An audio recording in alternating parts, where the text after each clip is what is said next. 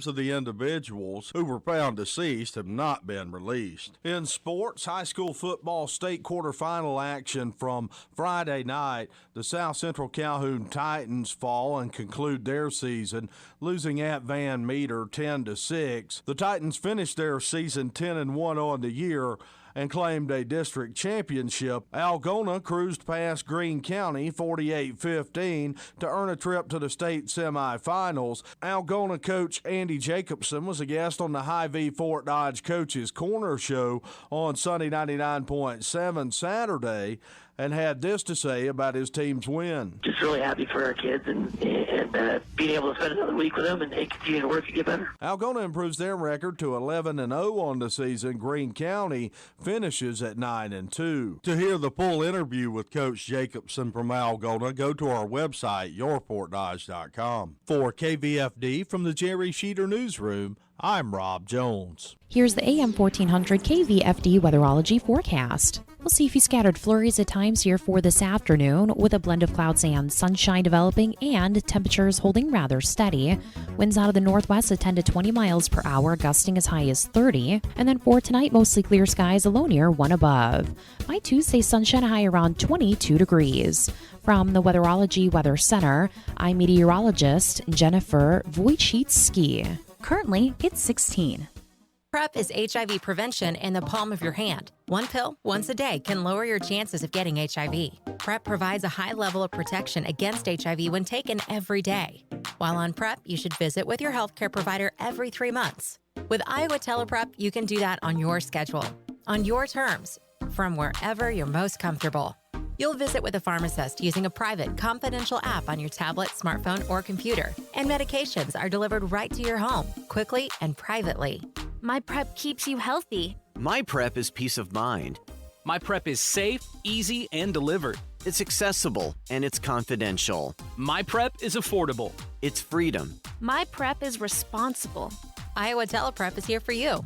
PrEP, HIV prevention in the palm of your hand. One pill, once a day to lower your chances of getting HIV. For more information about PrEP and how to get started with Iowa TelePrep, go to prepiowa.org. That's prepiowa.org. What's in store this holiday at your local Staples? Decking the halls with custom cards and invitations. Staples makes connecting with clients and loved ones easy, with hundreds of holiday templates you can customize and call your own. And right now, get 20% off select custom cards and invitations. Some can even be printed same day. So deck the halls faster and for less this year at Staples, where there's a whole lot in store this holiday. Ends 12/28/19, limit 1. Visit staples.com/holiday cards or store for details. Connect to this radio station from all across the country. Take us to the gym, shopping. How about a road trip? Listen to us now on the free iHeartRadio app. You'll never miss a moment with your favorite radio station. Download the free iHeartRadio app and search for this station so we can go wherever you want us to. Michael Devine, the Doctor of Truth. Does anyone have anything they'd like to confess? That AM 1400 KVFD. This is AM 1400 KVFD, the voice of Fort Dodge. I'm Michael Devine. Yes, it's cold, 15 degrees with a wind chill factor temperature. Oh, who needs it? But I guess if I didn't like it, I'd have moved to Arizona years ago, and I am still here. Joining me there now in a search for truth, of course, is Pastor Austin Hill, the First Presbyterian Church. How are you, sir? I'm doing well. Hopefully we'll heat things up here with our discussion of the truth. Are we going to heat it up? Oh, yes. We could all use a little bit of heat on this cold Monday. I'm going to challenge you. All right, okay. There is tolerance in our faith, in the Christian faith. There's tolerance certainly in the Jewish faith. Sure. My Jewish friends are a lot more tolerant than I ever was. Of course, I grew up in the Catholic Church. We goose-stepped through town. In remembering our veterans on Veterans Day, I remembered all the stories from all of the wars. My father's stories of being in the South Pacific as a young Marine in the Second World War. Yeah. My uncle was a paratrooper. He was a career Army man, and he served in Korea and 4 times in Vietnam. Wow. My son did 2 tours of duty in Iraq, and I served during the Vietnam War. I just wonder if we're capable. First of all, I don't think we're capable of doing the things we did in the Second World War. And I think that we're not capable anymore because we've been taught and preached, sometimes within the frame of Christianity, toward nonviolence, toward tolerance, toward understanding other person's point of view, that sort of thing. I wonder if Franklin Roosevelt, when the Germans marched into Poland, was ready to consider Adolf Hitler's side of the story. Somehow I don't think so. But Barack Obama, many years later, watched as Syria destroyed an entire population within their country. 500,000 people have died in Syria since Obama drew his bright red line. He simply could not do it. He simply could not do it. He was not the type of person. He was so full of tolerance and some would say indecisive, and I think the President Obama at the time was, but he simply could not engage in violence. He ran to the left of Hillary Clinton. We will not have wars on my watch. Hillary Clinton's a warmonger. But really, I think that Americans, in their heart of hearts, are much different than they were 70 years ago. And they're incapable of defending the truth. You and I might be incapable of defending the truth because we consider the feelings of others. We consider that we're white people and we feel guilty about it, or whatever we feel. But we have gotten to a place where we can feel and believe as we wish, but keep it to yourself. Keep it in your damn church or in your house. In your private life, that right, kind of thing. And the scholars of the world and sociologists and judges will make the rules. And those are the rules we're going to live by because they seem to know what the truth is, and we don't anymore. By we, I mean Christian people. Well, I mean, there are a couple things that we can talk about in what you just mentioned. I think first going back to the invasion of Poland, well, as you recall, that wasn't what got us into the war. In fact, we did stand by and do nothing until until we were brought in with the Japanese at Pearl Harbor. And, we sat by allowing Hitler to accrue quite a lot of power in Eastern Europe and thought, well, that's Europe's problem. That isn't our problem. So I would draw a lot of actual parallels maybe to this Syrian issue. I would not. Franklin Roosevelt knew the American people were not prepared. There was a strong stay out of the European war sentiment in our country. Well, I mean, we've kind of always been isolationist. Right. Even back in the French Revolution, there were a lot of people in our country saying, well, we just had our independence. We need to help the French. We need to get involved. And then as they were fighting the British, even just a little after that. And I think some of one of the biggest marks of success of John Adams, our second president, was keeping us out of war. Now, that war became inevitable, 15, 20 years later with the War of 1812. But from the very beginning, we've tried to kind of stay out of foreign wars as much as we could. I don't know if that comparison is really what we're talking about. Nobody wants to go to war. Yeah. Nobody wants to go to war. Nobody wanted to go to war in Europe. Well, I should say there were many people who did not want to go to war until Pearl Harbor. Yeah. And Pearl Harbor came about because the Japanese and the Germans understood that the Americans were going to get into the war. I mean, we've been lend-leasing for 2 years. We've been shipping. Kind of covert off sort of things. It wasn't very covert. We had ships sailing across Great Britain, giving them all kinds of supplies and propping them up because France was flat on its back. They had surrendered. And most of the lowland countries in Europe, the same thing. Yeah. But what really killed the Nazis and Hitler was they invaded Russia. Bad move. Yeah. Well, fighting that war on two fronts. Yeah. And they, overextended themselves. But yeah, I mean, I think, the Greatest Generation, it's this interesting moment because we have these incredible stories of people who paid the ultimate price. They made the ultimate sacrifice on behalf of people they would never know. And these incredibly moving stories of courage and sacrifice that have come out of that. And I think we do well in remembering those experiences. Yet at the same time, we also remember that is the period in the history of the world where more people killed each other than any other time in human history. Mm-hmm. I mean, tens of millions of people died. Upwards to 50 million, from what I understand. Yeah. That's an incredible amount. I mean, it's unfathomable to think is. about that number of people killing one another. And so, and I guess I would just say, to point out, that should be our last resort in any situation. Yes. So I would say that I think to enter into war should never be done lightly, or done, with the sense of, oh, this will be quick and easy. We go in, go out, and we're done. And, we're still seeing right now in Syria, the impact of leaving too soon.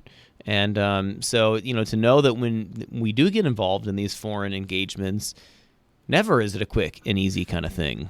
I mean, there's always a significant cost to both sides. Yeah.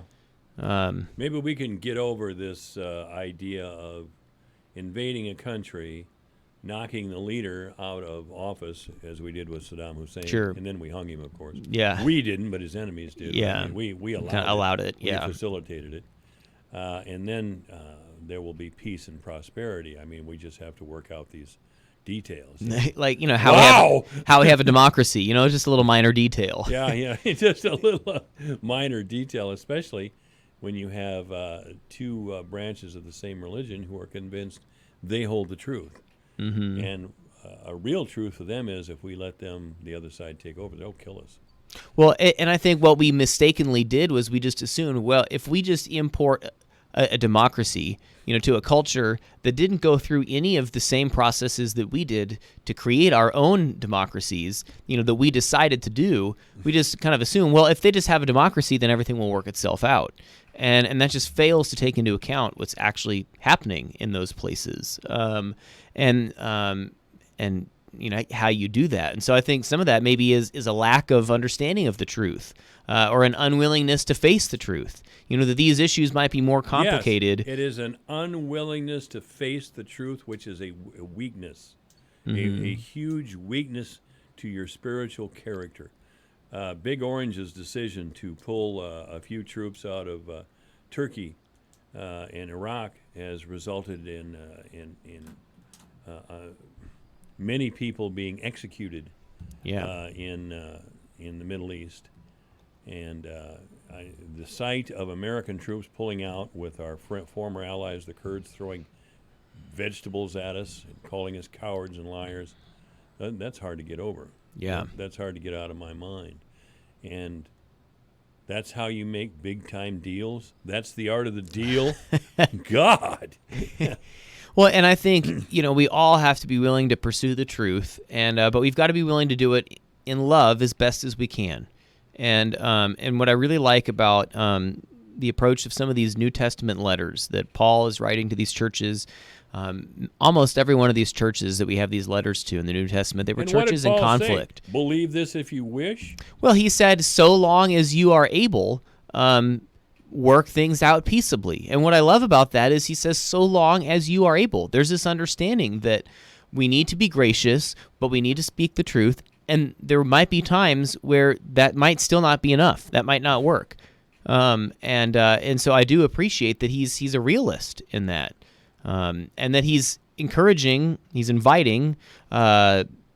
Christians to speak the truth, but in love, but to recognize that there might be irreconcilable differences sometimes. Many years ago, there was a book called After the Ball. It was written by two gay rights activists, both of them highly educated, and both of them eventually died of AIDS.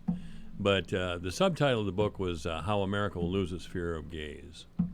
And their whole program was, see if this sounds familiar, if anybody should speak ill of gay relationships or gay behavior, we should immediately brand them as bigots and repeatedly associate them as bigots.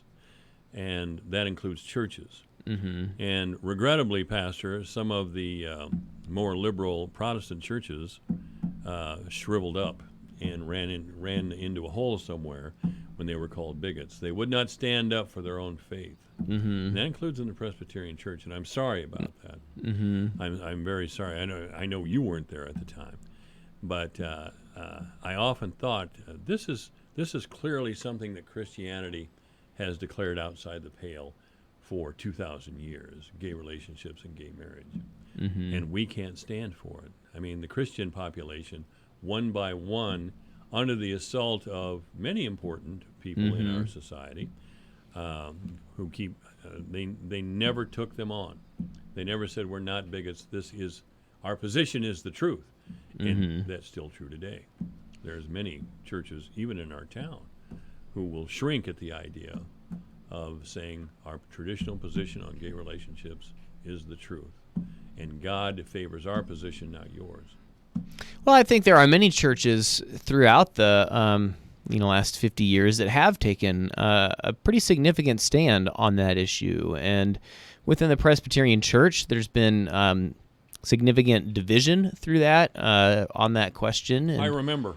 and it still is ongoing. And there's a whole new branch of the Presbyterian denomination. It's a whole new Presbyterian denomination that started basically over that issue. Which denomination was that? They're called the Evangelical Covenant Order of Presbyterians, or ECO for short. Wow. Or the EPC, the Evangelical Presbyterian Church, has been largely a separate denomination because of the issue of same-sex ordination.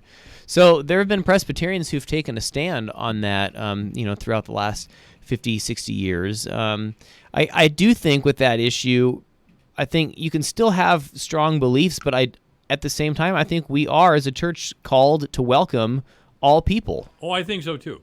And I mean, the traditional Christian thinking on gay behavior or any kind of behavior, I don't mean to single out gays. Sure. But it's something that I noted at the time. Yeah. That the Christian faith turned on itself. Yeah.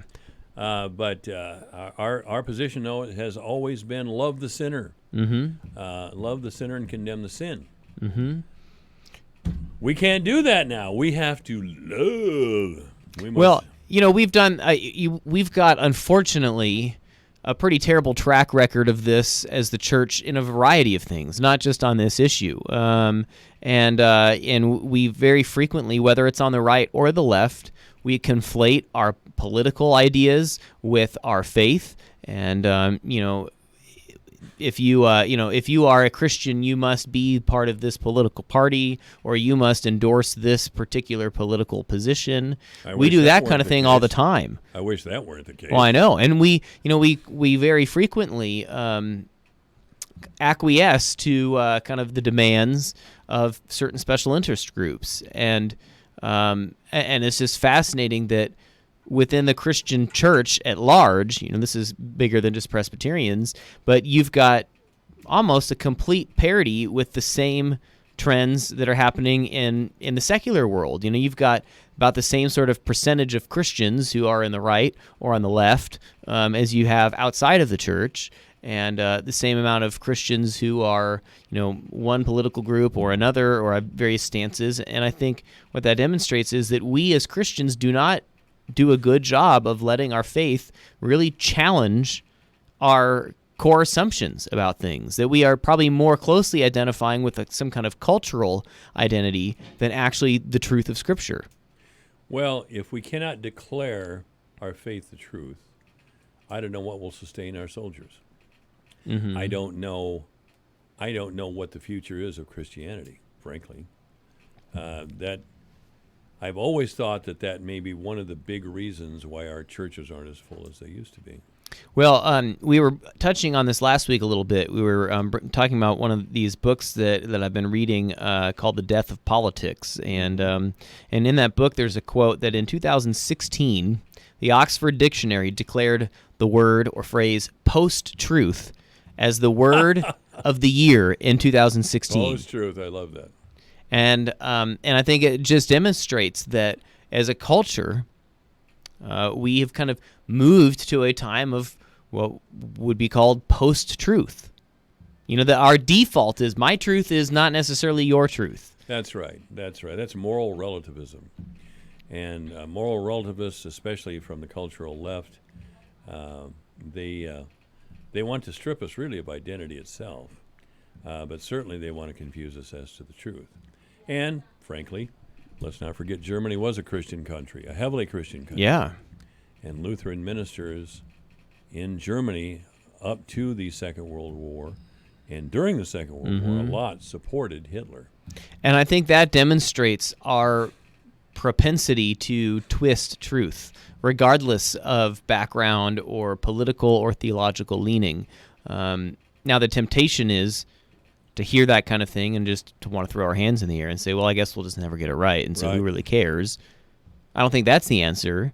I do think the answer is the difficult task of talking to each other and of challenging each other. Now, hopefully we can do that in love.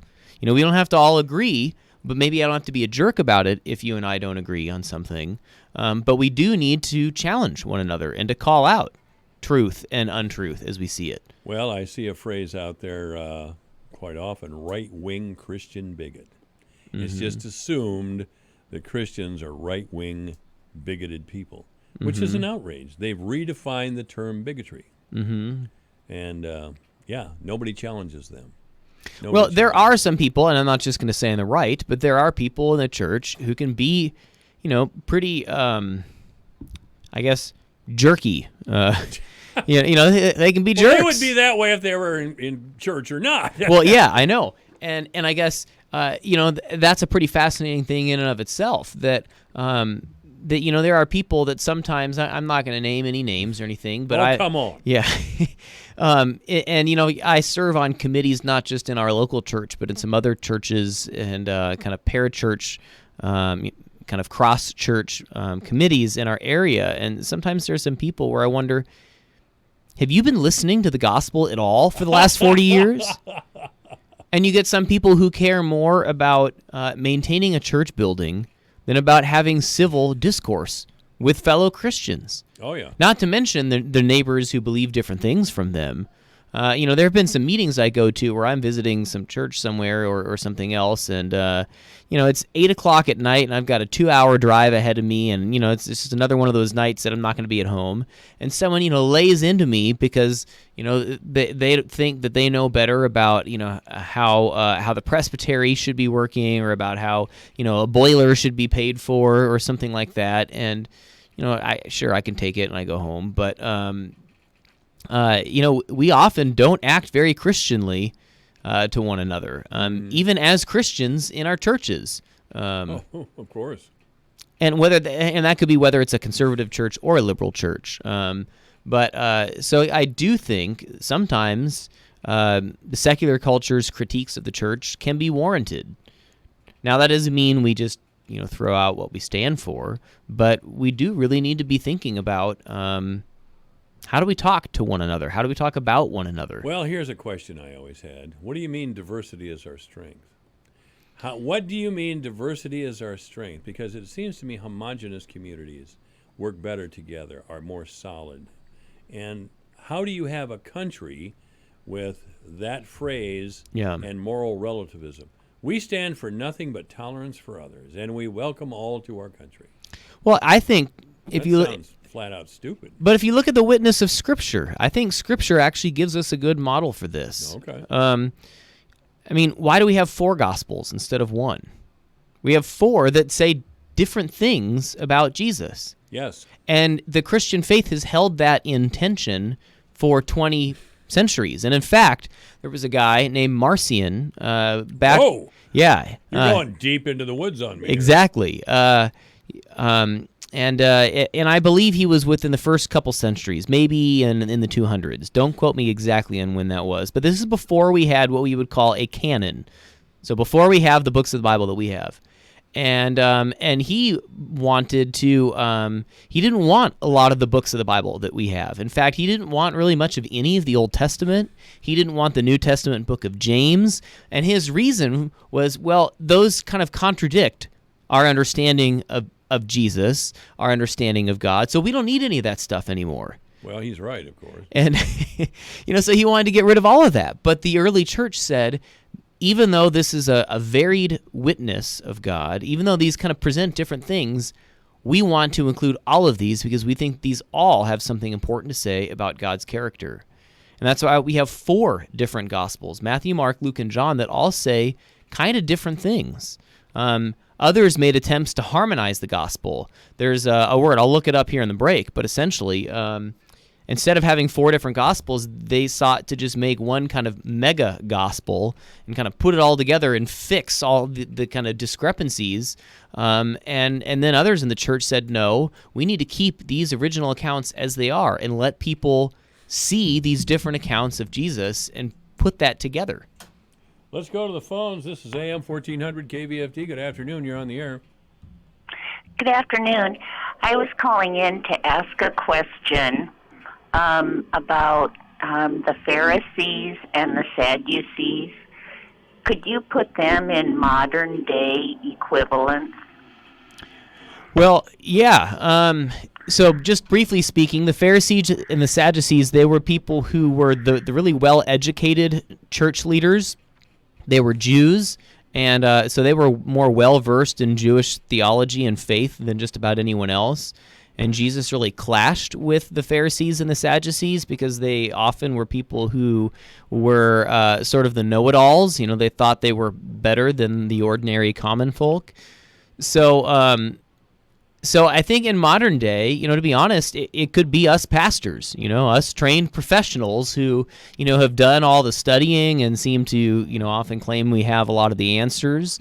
So I recognize there's a little bit of irony in my saying that. But I also think that what Jesus was challenging was that there were some people who maybe these Pharisees, they would forego grace in order to be right. You know, a famous instance of this would be the woman who had been caught in adultery, and these teachers of the law, who could have been Pharisees, you know, were telling Jesus, you know, they drag this woman in front of him, and they say, well, what should we do with this man? And, you know, they're trying to test Jesus, and that's when Jesus says, well, let the one who's without sin cast the first stone. And, you know, and then eventually they all leave. So there was kind of this sense of self-righteousness and that they had all the answers and that no one else did. And Jesus challenged that pretty significantly. He spoke against that. So I would say for us today, it challenges all of us. I think we all kind of have a little bit of inner Pharisee within us. You know, when we think we have the answers and others don't, and we might be better than others. And I think maybe to get a little bit more specific to your question, you know, I think sometimes there's a temptation to say this particular person or this particular type of person would be a modern-day Pharisee. And I think when we do that, we ourselves are kind of acting a little Pharisaical. So I think for me, I would start with identifying the inner Pharisee in myself and in all of us, and kind of going from there. Okay. Well, thanks a lot. Well, thank you very much. This is AM 1400 KVFD, the voice of Fort Dodge. Michael Devine at AM 1400. In the name of justice and the American way of life. With 60 rounds of freedom. Okay, we're talking truth here again at AM 1400 KVFD, the voice of Fort Dodge, because we always talk truth here. Okay, it's 2:35. The news is next. We'll be back with Pastor Austin Hill. PrEP is HIV prevention in the palm of your hand. One pill, once a day, can lower your chances of getting HIV. PrEP provides a high level of protection against HIV when taken every day. While on PrEP, you should visit with your healthcare provider every 3 months. With Iowa TelePrep, you can do that on your schedule, on your terms, from wherever you're most comfortable. You'll visit with a pharmacist using a private, confidential app on your tablet, smartphone, or computer. And medications are delivered right to your home, quickly and privately. My PrEP keeps you healthy. My PrEP is peace of mind. My PrEP is safe, easy, and delivered. It's accessible, and it's confidential. My PrEP is affordable. It's freedom. My PrEP is responsible. Iowa TelePrep is here for you. PrEP, HIV prevention in the palm of your hand. One pill, once a day to lower your chances of getting HIV. For more information about PrEP and how to get started with Iowa TelePrep, go to prepiowa.org. That's prepiowa.org. Ride the bus with the Dart and Midas Transit. Need to get somewhere in Hamilton, Pocahontas, Calhoun, or Humboldt County this fall? Midas will take you there. Live in Manson and need a ride to the grocery store? Midas will take you there. Live in Webster City and need a ride to the theater? Midas will take you there. Live in Rockwell City and need to get to the clinic? Midas will take you there. Call 800-BUS-RIDE. Midas, helping you get to where you want to go. Midas, your Jefferson Lines connection. Our job here's getting you there ride the bus. Your news, your town, your station. KVFD News when it breaks.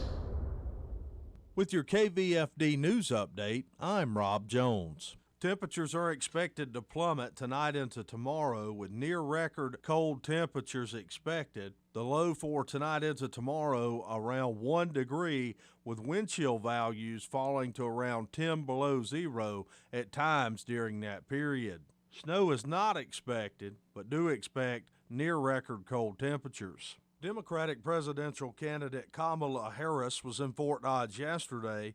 She hosted a faith breakfast and spoke at Second Baptist Church before holding a meet and greet at River Hops Brewing. During her visit here, Harris talked about her stance on trade policy. The Harris administration trade policy is to export American products and not American jobs, to take into account as a priority any trade policy on the impact on farmers, on American businesses, on American manufacturing. With renewable fuel standards continuing to be a hot-button issue here in Iowa, Harris commented on that as well. We will respect the fact that renewable fuel standards have a reason. We have a reason for having them intact. It will not be about giving subsidies to big oil companies. It will be about recognizing that this is about supporting the local farmers. It is about supporting the corn industry in Iowa and doing it in a way that is true to the values of what we say we care about. From Radio Iowa, the Webster City Police are investigating the deaths of 2 people whose bodies were found inside an apartment building on Sunday morning, according to Police Chief Shiloh Mork. The police department received a call a little after 8 o'clock of 2 individuals possibly deceased. When officers and paramedics arrived, they did locate 2 deceased individuals in the apartment. We're still conducting interviews and notifying family members. Chief Mork said there is no indication the public is in any danger, and the names of the individuals who were found deceased have not been released. In sports, high school football state quarterfinal action from Friday night, the South Central Calhoun Titans fall and conclude their season, losing at Van Meter 10-6. The Titans finished their season 10-1 on the year and claimed a district championship. Algona cruised past Greene County 48-15 to earn a trip to the state semifinals. Algona coach Andy Jacobson was a guest on the Hy-Vee Fort Dodge Coaches Corner Show on Sunday 99.7 Saturday and had this to say about his team's win. Just really happy for our kids and being able to spend another week with them and they continue to work to get better. Algona improves their record to 11-0 on the season. Greene County finishes at 9-2. To hear the full interview with Coach Jacobson from Algona, go to our website, yourfortdodge.com. For KVFD from the Jerry Sheeter Newsroom, I'm Rob Jones. This is AM 1400 KVFD, the voice of Fort Dodge. First of all, on the weather, we have a little light snow. It's overcast, 16 degrees. The snow depends on where you are. But there's a chance of snow the rest of today. Mostly sunny.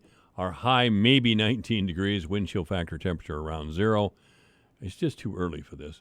Mostly clear overnight with a low of 1. Wind chill factor temperatures 10 degrees below 0. Tomorrow, sunny with a high of 22. Wind chill factors, temperatures 5 degrees below 0. On Wednesday, it'll snow, cloudy with a high of, it will snow, cloudy with a high of only 20. On Thursday, sunny with a high of 34. Friday, sunny with a high of 40. All right, 40. Saturday, cloudy with a high of 43. Sunday, mostly cloudy with a high of 42. Right now, it's 16 degrees under mostly overcast skies at AM 1400. KVFD, the voice of Fort Dodge. Obituaries this hour brought to you by Gunderson Funeral Home and Cremation Services at 1615 North 15th Street, Fort Dodge. You may contact Gunderson Funeral Home and Cremation Services by calling 515-576-7128 or online at www.gundersonfuneralhome.com. Genevieve Law of Duncombe. Genevieve Law of Duncombe has died at the age of 90. She died on Saturday at her home. There will be a funeral service for Genevieve Law of Duncombe, 90 years old when she passed over the weekend, and that'll be at 10 a.m. Wednesday at Washington Lutheran Church in Duncombe. Obituaries this hour brought to you by Gunderson Funeral Home and Cremation Services at 1615 North 15th Street, Fort Dodge. You may contact Gunderson Funeral Home and Cremation Services by calling 515-576-7128 or online at www.gundersonfuneralhome.com. 242 at AM 1400 KVFD, the voice of Fort Dodge. Pastor Austin Hill of the First Presbyterian Church is standing by. But first, the closing market report with Dwayne Murli. Here's a look at how the markets closed today. December corn down 4 cents at 3.73 1/4. March down 4 1/2 at 3.82. May down 4 3/4 at 3.88 3/4. July corn down 4 3/4 at 3.95. November soybeans down 14 1/2 at 9.05. January down 14 at 9.17. March down 13 1/2 at 9.30 1/2. May down 12 3/4 at 9.42 3/4. December wheat down 4 1/2 at 5.05 3/4. Soybean meal down 4.30 a ton at $300.60. December live cattle up 62 cents at 119.87. February up 65 at 125.67. November feeders up 57 at 147.57. January up 125 at 147.12. December lean hogs down 82 cents at 63.30. February down 17 at 73.72. I'm Dwayne Murli. Guys, waking up over and over to pee is not okay. You can reduce those nighttime bathroom trips with the ingredients in Super Beta Prostate P3 Advanced. You can try a full 30-day bottle free. Just pay shipping and handling. No strings attached, no obligations, and no commitments to buy. Call 1-800-257-5251. 1-800-257-5251. 1-800-257-5251. Here's another game-changing moment brought to you by Pioneer. In 1990, Iowa State on the road at Oklahoma. No easy task being down 14-0 to the Sooners. But Iowa State quarterback Chris Peterson had the Cyclones on the doorstep with 35 seconds remaining. Peterson's push across the goal line helped Iowa State to a 33-31 win. 3rd and goal. The sneak. Is he in? Touchdown, Iowa State! Peterson gets in! Chris Peterson was stacked up at the line and somehow was able to squeeze into the end zone off the left side, and the Cyclones take the lead, 32-31. That game-changing moment took place on the football field. Your local Pioneer team can help bring the same moments to your cornfield. After revolutionizing the corn seed development process, Pioneer brand corn is delivering high yields during this harvest season. Visit pioneer.com/yield to see your local data. What's in store this week at your local Staples? Your promotion to CIO, Chief Ink Officer. Because right now at Staples, you'll earn 25% back in rewards when you purchase $75 of ink or $200 of toner. With savings that big, you'll be the Director of Deals, the President of Printing. But hurry, because our 25% back in rewards offer is good this week only. Staples, where there's a whole lot in store. Ends 11/16/19. Restrictions apply. See store or staples.com/25 in rewards for details. Last year, you helped give hundreds of kids the best Christmas memory they may ever have, a shiny new bike. This year, we hope to bring a smile to even more little faces. Bikes for Tykes is back. We're collecting brand new bikes for less fortunate kids in Webster, Wright, Humboldt, Hamilton, and Pocahontas counties for Christmas. And we need your help again. Can you, your group or organization, or your business provide a bike for a Tyke? Now through December 13th, drop off your new bikes or cash donations at Fort Dodge Ford or here at our studios. All bikes will be displayed in the showroom of Fort Dodge Ford until we distribute them to kids served by Upper Des Moines Opportunity. Bikes for Tykes is sponsored by R&J Material Handling, W&H Co-op, and Fort Dodge Ford Toyota. Help give a child a memory that will last forever. A shiny new bike under the tree on Christmas morning. Bikes for Tykes. It's our Christmas wish at this Alpha Media station. Divine Intervention is online at yourfortdodge.com, on Twitter at JMike1400. That's right, that's where we are, and we're with Pastor Austin Hill today of the First Presbyterian Church, and we're kind of doing a series on truth, and I'm trying to put a little pressure on the pastor over there, so we're going to continue doing that. We're going to continue doing that. I gave some illustrations in the last segment to Pastor Hill about how the Christian faith in general had failed to stand up at key moments for a belief system that they have stood behind for 2,000 years. I use gay marriage as an example, but there are others. There are others certainly that we could use. Pastor Hill brought to my attention that we do live in a diverse society. That's true. But in the past, we seem to use as a guiding light the Christian belief system. Mm-hmm. If you look at Supreme Court cases before the 1960s, a lot of the judges evoked a Christian God as their guiding light. If you have a judge do that now, he'll be an ex-judge so fast you don't know what's going to happen. Most Christian thought is condemned as bigotry or hatred routinely. And the Christian response is nothing. They don't fight. They don't fight. Maybe you believe and others believe that that's the example of Jesus. But I don't particularly care to be hauled away and nailed to a cross somewhere because some tattooed young people with earrings in their nose call me a bigot. Yeah. Well, I don't think any one of us is in danger of being really persecuted for our Christian faith. And yeah, now I might, as a pastor, I might lose my housing allowance in my lifetime.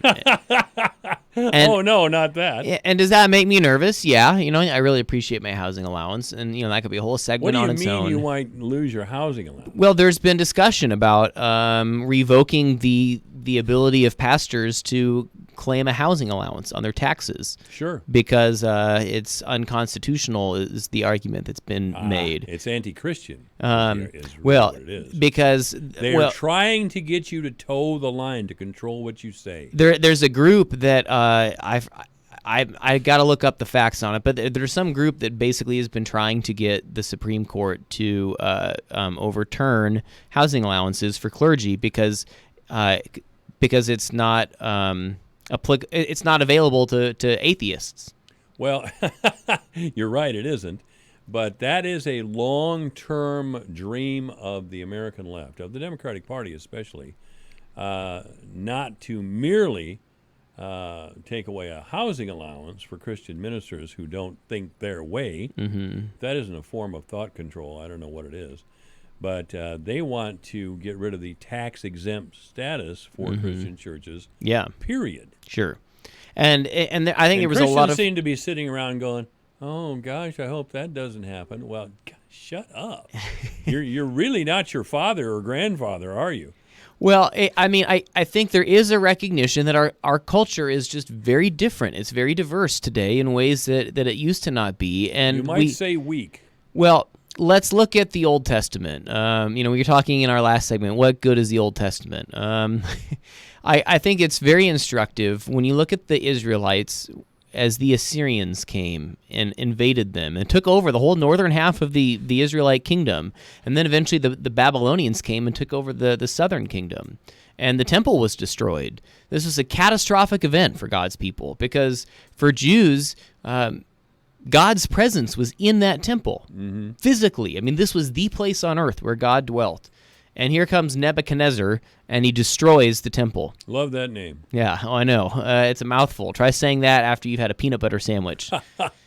So Nebuchadnezzar wipes out the temple, and really all of these books of the prophets of the Old Testament. So Isaiah, Jeremiah, Ezekiel, Daniel, these are all written in response to these catastrophic events that have happened.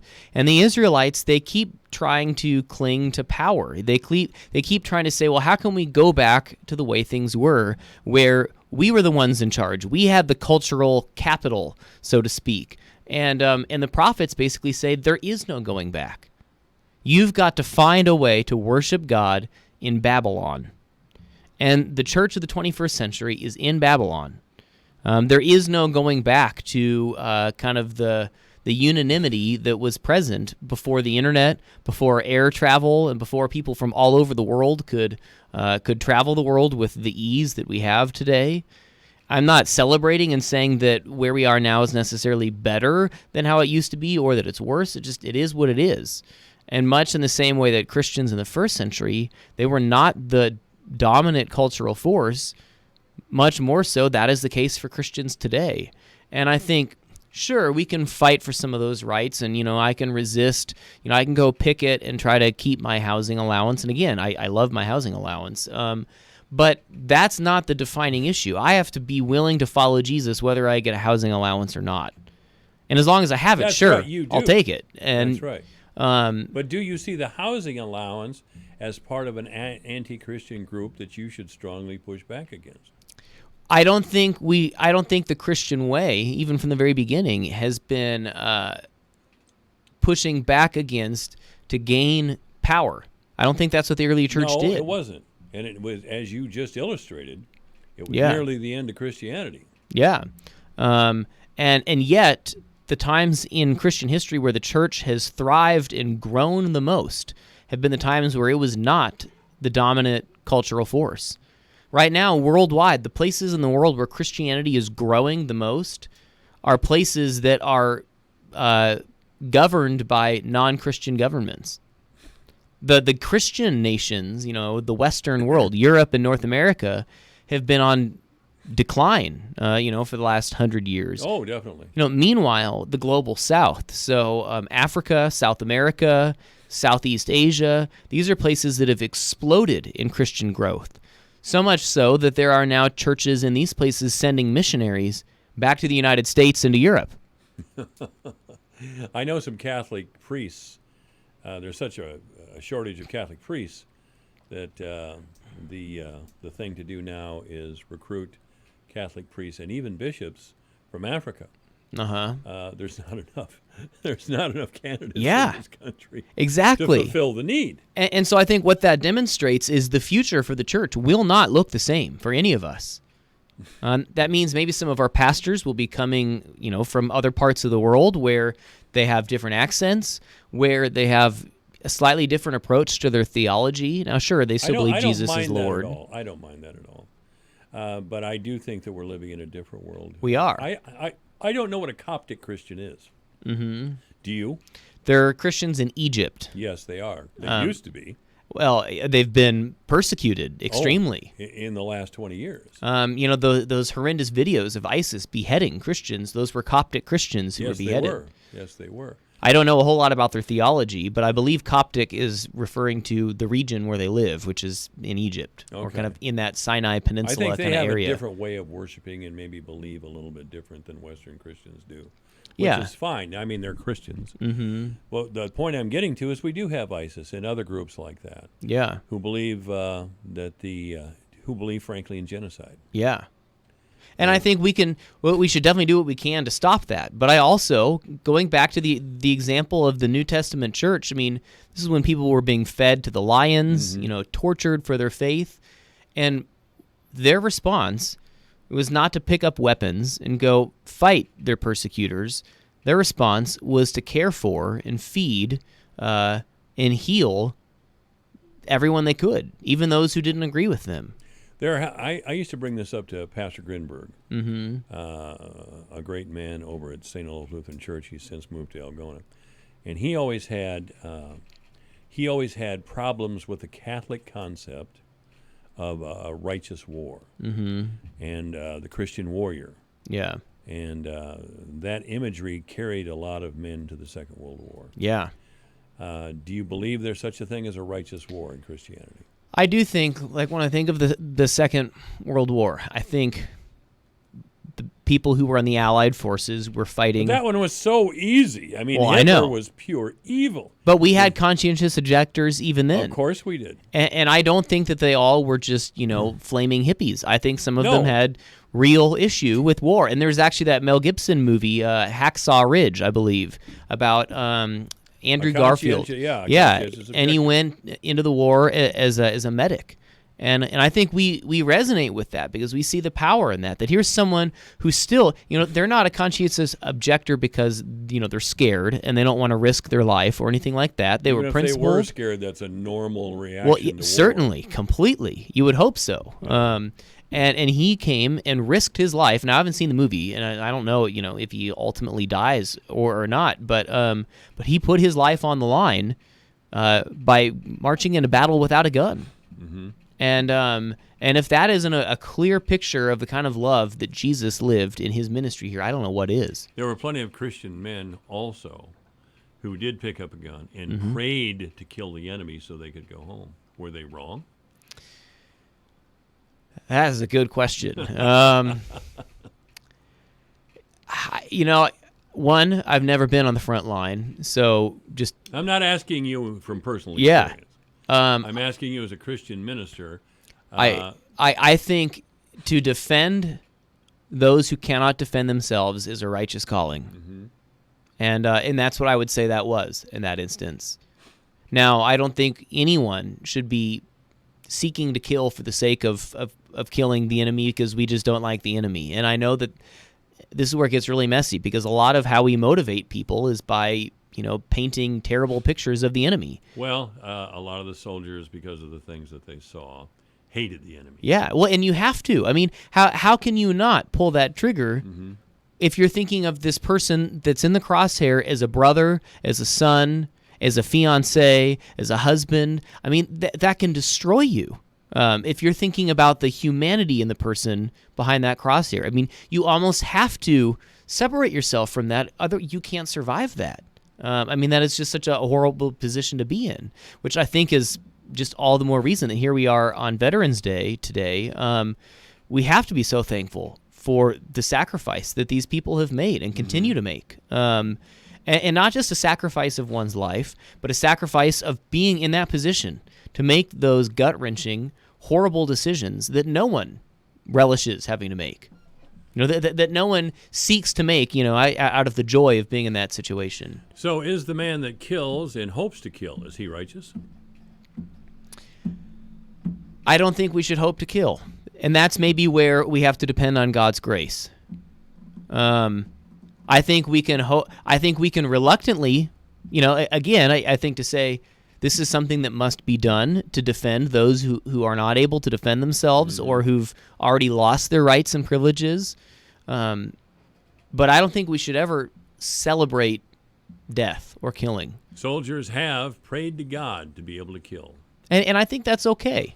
I do. But, even just a couple weeks ago, what's his name? Al-Baghdadi, I think was his name. Yes. The number one ISIS guy who was killed. And, he murdered himself and the children with him. I believe a horribly cowardly, heinous thing to do. He was a coward. And I think that's horrible. And while we can celebrate that hopefully that means there will be less violence in the future and that hopefully that was a significant blow, I don't think we should celebrate that we have more opportunities to kill. All right, Pastor Austin Hill has been our guest. It's 3 o'clock. Thank you, sir. Yeah, my pleasure. This is Dave Graveline. Be sure to listen to Into Tomorrow right here on the voice of Fort Dodge, AM 1400 KVFD, Fort Dodge. A new phase in the impeachment probe. I'm Lisa Brady, Fox News. It's about to shift gears with open hearings beginning this week. Fox's Jared Halpern is live in Washington. House Democrats move to the public phase of the impeachment inquiry Wednesday, a hearing set with witness testimony from Bill Taylor, the top U.S. diplomat in Ukraine, and Deputy Assistant Secretary of State George Kent. Both Kent and Taylor described in closed-door depositions shadow policymaking with Ukraine that included President Trump's personal attorney, Rudy Giuliani. Kent told House impeachment committees President Trump wanted Ukraine's president to go to a microphone and say 3 words: investigation. Biden and Clinton.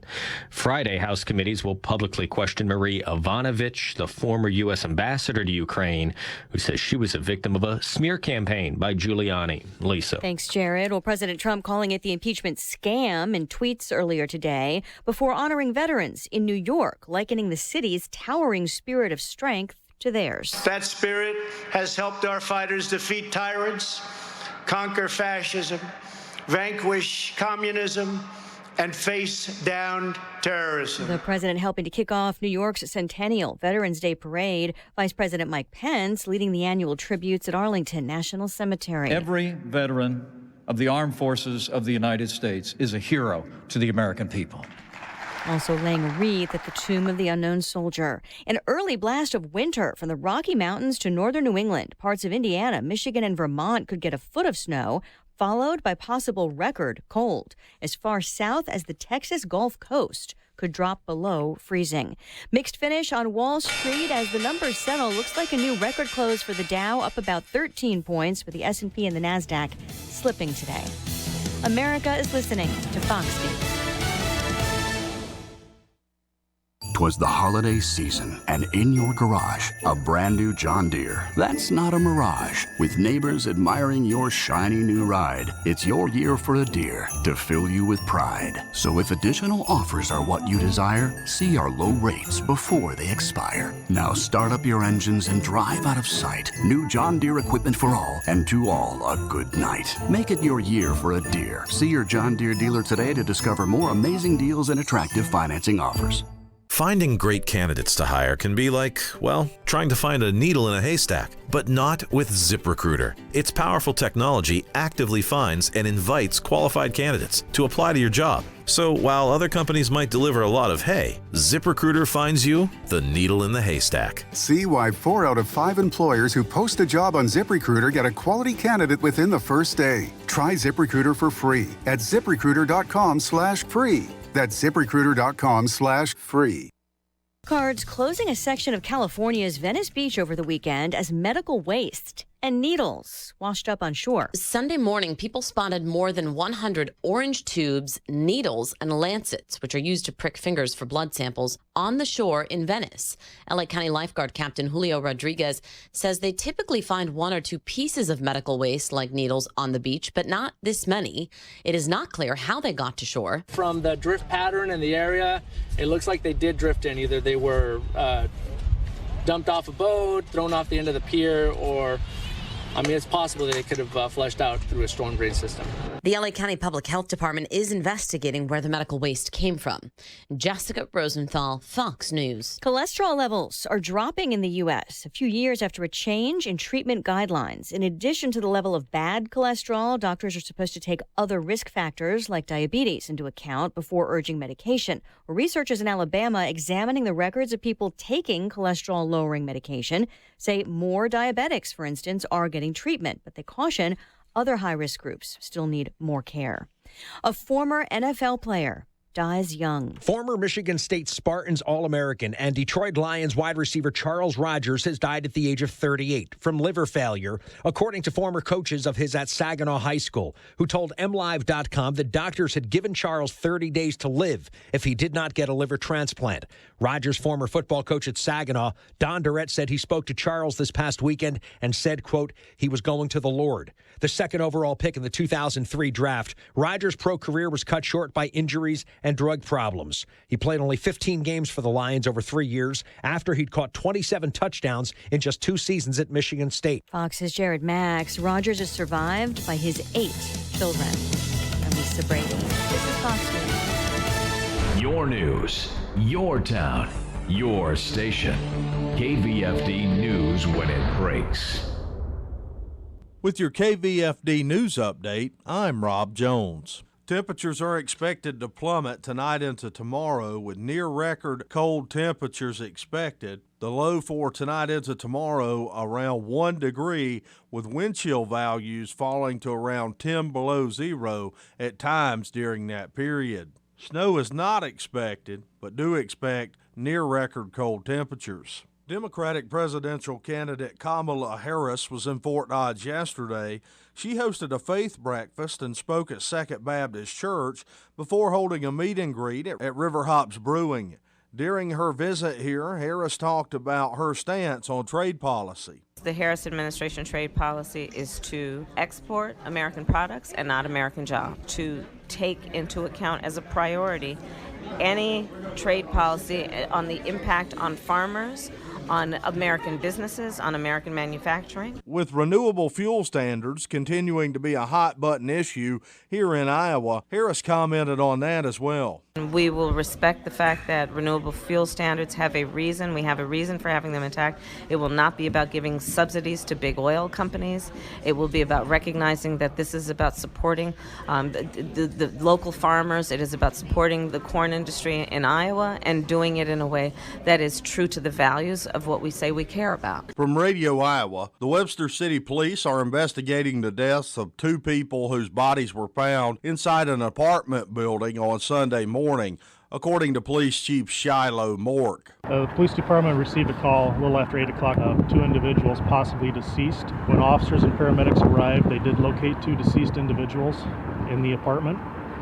We're still conducting interviews and notifying family members. Chief Mork said there is no indication the public is in any danger, and the names of the individuals who were found deceased have not been released. In sports, high school football state quarterfinal action from Friday night, the South Central Calhoun Titans fall and conclude their season, losing at Van Meter 10-6. The Titans finished their season 10-1 on the year and claimed a district championship. Algona cruised past Greene County 48-15 to earn a trip to the state semifinals. Algona coach Andy Jacobson was a guest on the Hy-Vee Fort Dodge Coaches Corner Show on Sunday 99.7 Saturday and had this to say about his team's win. Just really happy for our kids and being able to spend another week with them and continue to work to get better. Algona improves their record to 11-0 on the season. Greene County finishes at 9-2. To hear the full interview with Coach Jacobson from Algona, go to our website, yourfortdodge.com. For KVFD from the Jerry Sheeter Newsroom, I'm Rob Jones. Here's the AM 1400 KVFD weatherology forecast. Chance of flurries this afternoon, otherwise mainly cloudy skies. Highs level off around 18, northwesterly winds 10 to 20 miles per hour. Mainly clear skies and quiet tonight, lows around 1 above. Mainly clear skies and quiet again tomorrow, high temperatures reach up to 22. About an inch of snow Wednesday. From the Weatherology Weather Center, I'm meteorologist Jennifer Wojcicki. Currently, it's 16.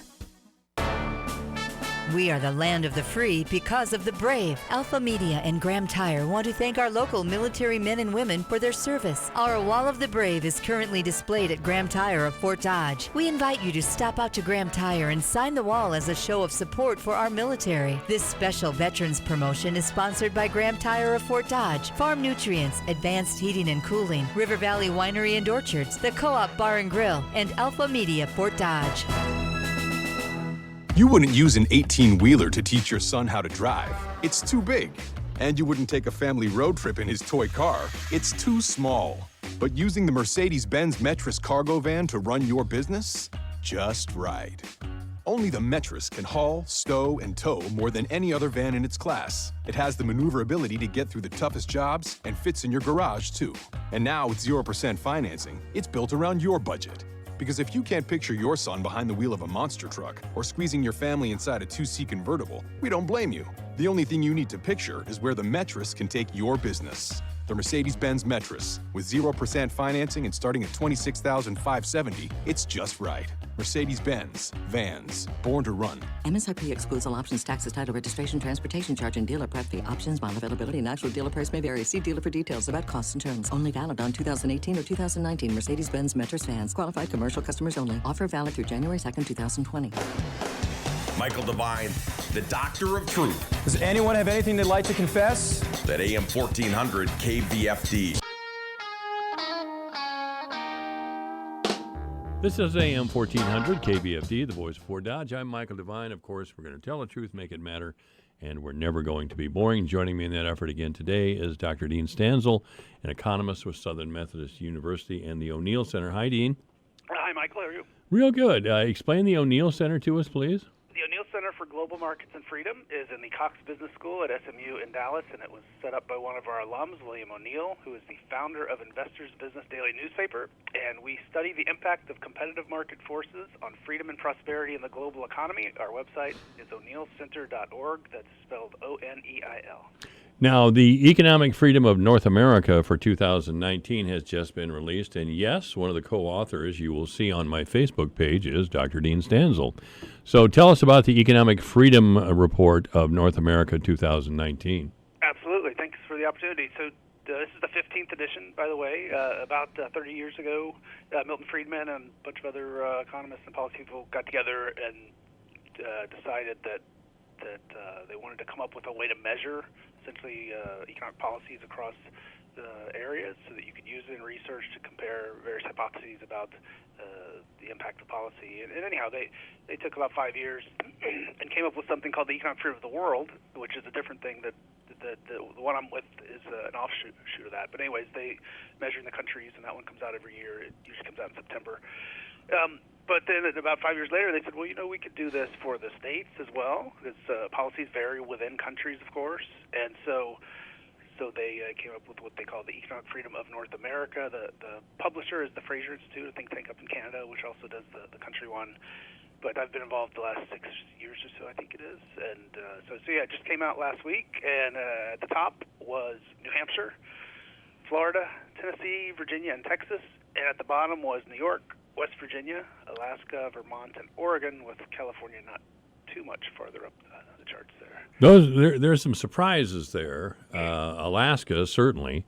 That's kind of got a reputation up there as, a place that knows no laws in a lot of places. I mean, they're a wilderness area. A lot of the state is. It's a beautiful area, but Alaska is an outlier that on a lot of even in like academic studies, sometimes people will leave out Alaska and Hawaii for that matter because they're really so different from the other 48 states. So yeah, they get punished on our measure for their high levels of spending.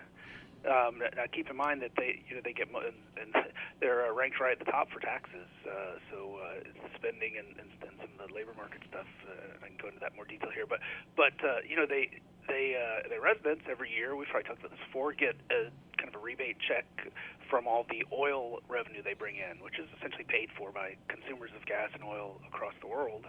So they export a lot of their tax burden, but when they bring in that money, they then spend it, of course, and so it shows up. There's this huge disparity between their spending score and their tax score. They're literally worse for spending, best for taxes, and so it once you throw in the third area that we look at is labor market restrictions, they don't do so well in that either. So that kind of pulls them down. Well, Iowa's 28th in the state-by-state analysis. What did we do wrong? So Iowa is up a little bit from the previous year, and by the way, due to government data limitations, we're always kind of 2 years behind. So this is for 2017. So if you're thinking of it in political terms, in terms of who's in office now, it may or may not reflect them if they're new. I think your governor came in and didn't she come in 17 or? Yes. Well, she was reelected. Oh, that's right. She filled out a term. Okay, yeah. So she was in office when this data is taken from. So Iowa, as you said, is 28th overall on spending. They're also ranked 28th on taxes. They're ranked 38th, and on labor market restrictions, 17th. So it's the tax area that really is where Iowa is the most behind the rest of the country. And as we've talked about here, I think probably I know there's some reforms in place, some phased-in income tax rate cuts, and that's really the big area where they're off is on the income tax. Although the property taxes they don't do real well on either. No, they want our tax money. They do. I mean, right. The Republicans and the Democrats, and they're not letting go of the income tax. I don't care. I don't care. You could make $5 an hour, and they want a piece of your change. Right. Well, it is encouraging that they passed some reductions in those rates, but they're still quite high compared to your neighbors. Now, the one thing I noticed when I was looking at the Iowa numbers for today is that Iowa is one of, I think, only 5 or maybe 4 or 5 or 6 states that allows taxpayers to deduct their federal income tax liability from their. What he means is that people like his. I'm sorry, what did you say? I don't know what that was. I was one of the only handful of states that allows you to deduct your federal tax burden, your federal income taxes from your state liability or from your state taxable income. And so that means that high rate is effectively not as high as it looks in terms of the 8.5 or something. It's really a bit lower than that because of the fact that you can deduct that federal tax burden. Okay, Dr. Dean Stansel is our guest. He's an economist at Southern Methodist University in Dallas, Texas. Elizabeth Warren, you sent me a piece on. One more thing on the freedom thing, if I could. So when we look at, we break these states down into groups, and the Canadian provinces and the Mexican states are in there as well, but we kind of measure them separately. But in the 25% or the quartile, the 1/4 of the states that are most free, the average per capita income in 2017 was about 9% above the average in the country, above the national average, whereas in the 25% that were least free, it's about 3.5% below. So there's about a 12.5% or so difference between income-wise per person between living in a highly free state and a highly unfree state. You know, we here in Iowa are very fortunate. We have most of the presidential candidates in our state now. As a matter of fact, I talked yesterday briefly with Senator Kamala Harris. And I'll tell you, unabashedly, Senator Harris is a beautiful woman. As somebody who studies media, that has an impact on people. Your physical appearance in this 24-hour-a-day cable television news cycle has an effect. All of our presidential candidates, pretty much since Ronald Reagan, have had a certain charisma. Right. Reagan did, Clinton did, Obama did, Bush a little bit. And even Trump has his own weird thing going on there, I'll tell you. Yeah. But you have to have that. You have to have that. I know you want to talk economics, but I'm talking pure the impact of our candidates. And Elizabeth Warren,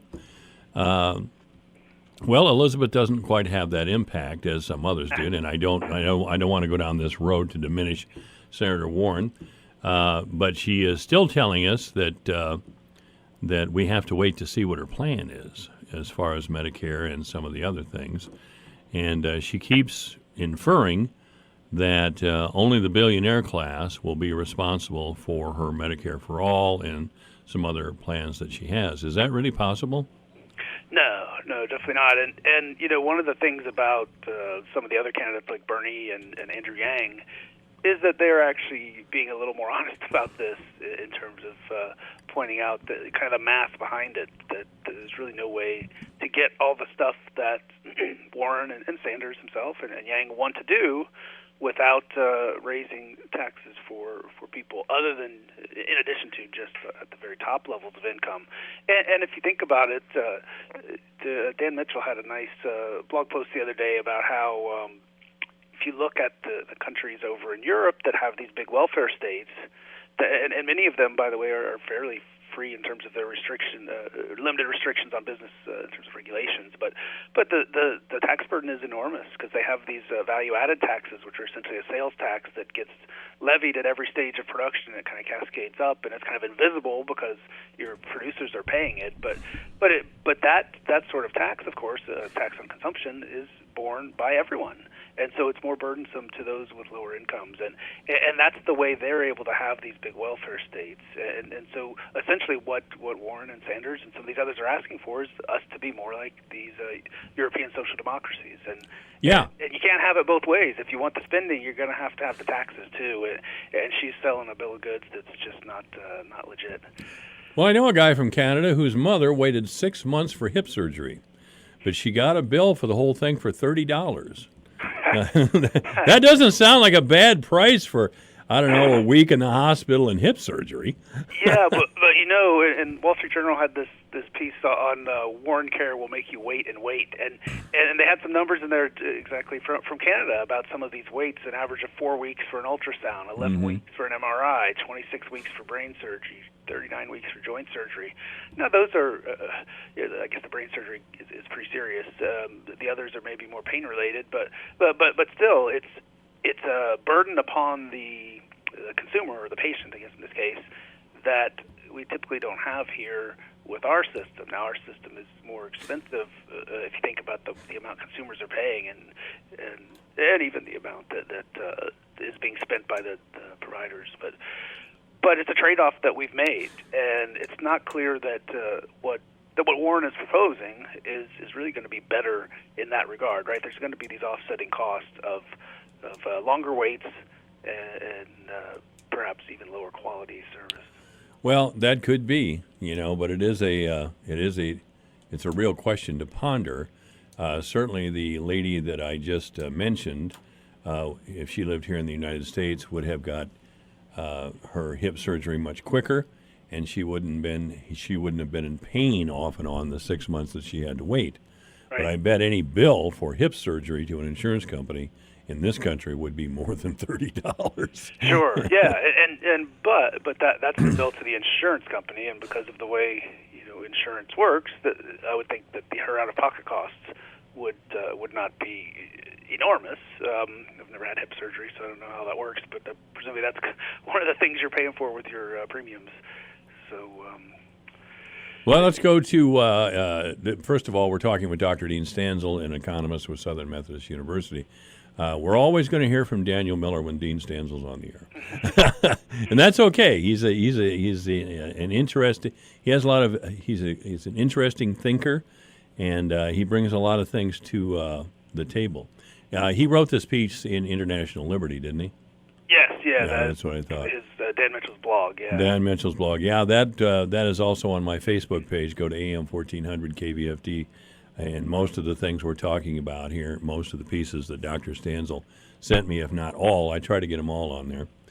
They would be on that Facebook page anyway. But Dan Miller writes, honest leftists openly acknowledges a bigger welfare state requires giant tax increases on lower income and middle class taxpayers.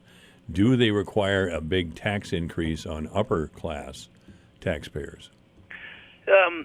So that's a good question. I think that one thing to keep in mind is that we have a progressive tax code, and those with higher income already pay a substantially larger percent of their incomes in taxes. But certainly one would think politically that the only way to get there is to have a pretty substantial tax increase at upper income levels first. I would think politicians wouldn't go after the middle class first with tax increases. So yeah, I think that essentially the level of spending that some of these candidates are talking about would require essentially everyone to pay more. I mean, I guess those at the very lowest income who don't pay aren't going to directly pay more. But in other words, think about this, if we were to put in one of these value-added taxes that some people want and that the European countries have, well, that gets trickled down into prices of everything we buy, and so that would require then higher taxes from even those with very low incomes, because everyone's a consumer at some point buying goods and services. That's right. What would we get for these higher taxes? Free health care or what?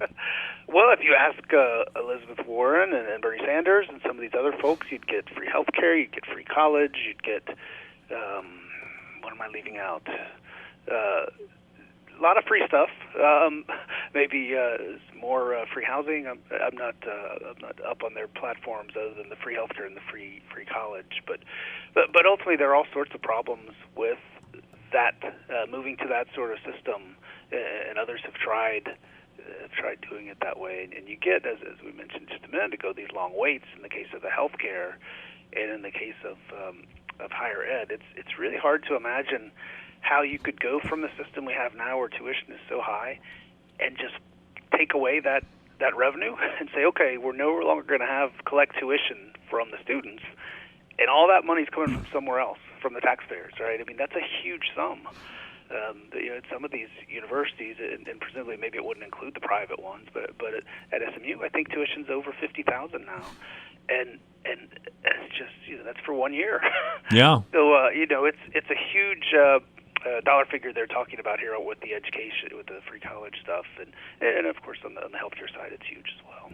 I do kind of like Andrew Yang. Anybody that wears a lapel pin that says math, I like that. Yeah. Here's the math. He's a character, yeah, no doubt. And he's give him credit. He's talking seriously and honestly about some of the costs of these things, which is nice to hear. No. Yes, it is.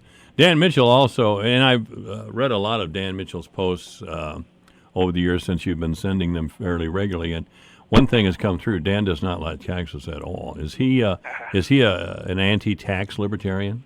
Yeah, definitely. Yeah, he I think he started at the Heritage Foundation, and then he worked at Cato for a while, and yeah, he's kind of a supply sider in my opinion, and yeah, he's all one of his big interests is looking at tax burdens especially across different countries, and how more progressive tax codes tend to lead to slower growth. So, yep, he's right in there with me.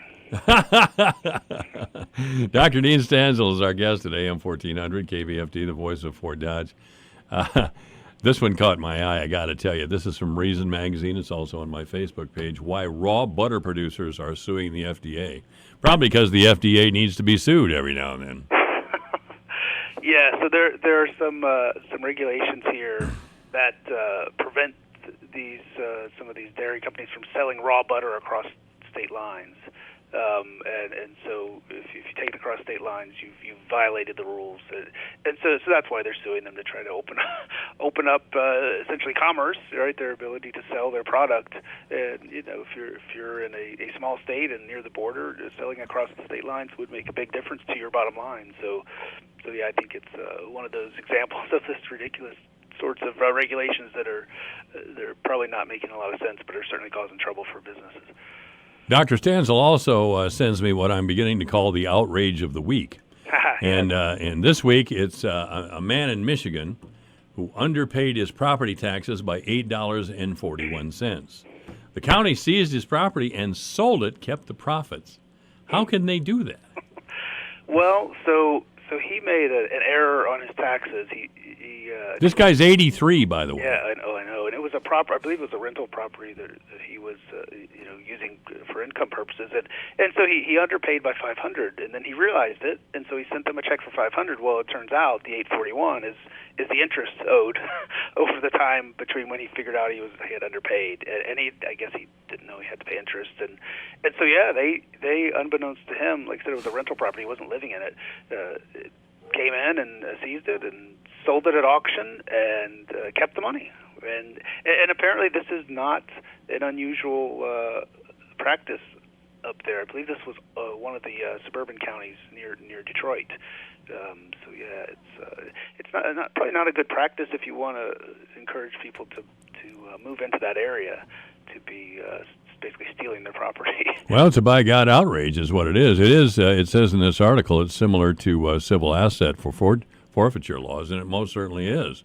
The idea that a policeman could stop you on the street, and if you're carrying, or in a car somewhere, and if you're carrying $5,000 or $10,000, the officer can just arbitrarily say, well, in my experience in law enforcement, I have decided that these look like profits from an illegal drug transaction, and take your money. And it's hell to get it back, and sometimes it costs you $2,000 to get back $5,000. Absolutely, yeah. You're basically guilty until proven innocent. That's right. It seems to turn things upside down, and that's kind of what's going on here with these property seizures. Unfortunately, there's a group out in California called the Pacific Legal Institute that is come to this guy's aid, and I think there are a couple other cases that they're working with him on to try to get some justice for them, but also perhaps get some policy change so that this doesn't happen again. Okay, what's Iowa got to do to be to get their a higher economic freedom index? The biggest thing that Iowa needs to do to improve in terms of economic freedom is to lower the income tax further. I know they've made some progress there, but lower the income tax. And generally, the property taxes in Iowa are fairly high relative to the other states of the nation. So that's it is. They really are. Another area where they could improve. Yep. Well, the Republicans all want us to share the pain, but if you're sharing the pain and you make $15 an hour, it's a little bit more if you make $250,000 a year. Yep. And by the way, one last thing they could do is I was just noticing their the number of government employees as a percent of total workforce in the state is 39th. They rank 39th, means 39th worst. So there's only a handful of states that have bigger, more bloated bureaucracies, relative to the size of the population than Iowa. So trim some of the bureaucratic underbelly there, and that would help as well. Well, we still have 99 counties in our rural state, and I'll bet you we could get down to 50. But the only reason we still have all those counties is the county employees don't want to give up their state benefits, easy retirement, and if you live in a town of 500 in northwest Iowa, out in a cornfield somewhere, a county job is one of the best you can get. So yeah, there's a lot of pushback from county supervisors and the employees in that county, those counties rather, I should say. Dr. Dean Stansel has been our guest. He's an economist at Southern Methodist University. Thank you, Dean. Absolutely. Thanks for having me on, Michael. This is AM 1400 KVFD, the voice of Fort Dodge. Michael Devine at AM 1400 KVFD. Listen to this. Making radio great again.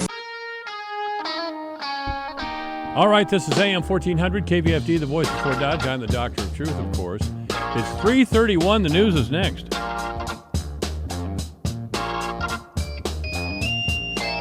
Capital One, you can open a new savings account in about 5 minutes and earn 5 times the national average. 5 minutes? That's less time than you spend arguing about how to pronounce GIF. Wait, GIF or GIF? Hard G.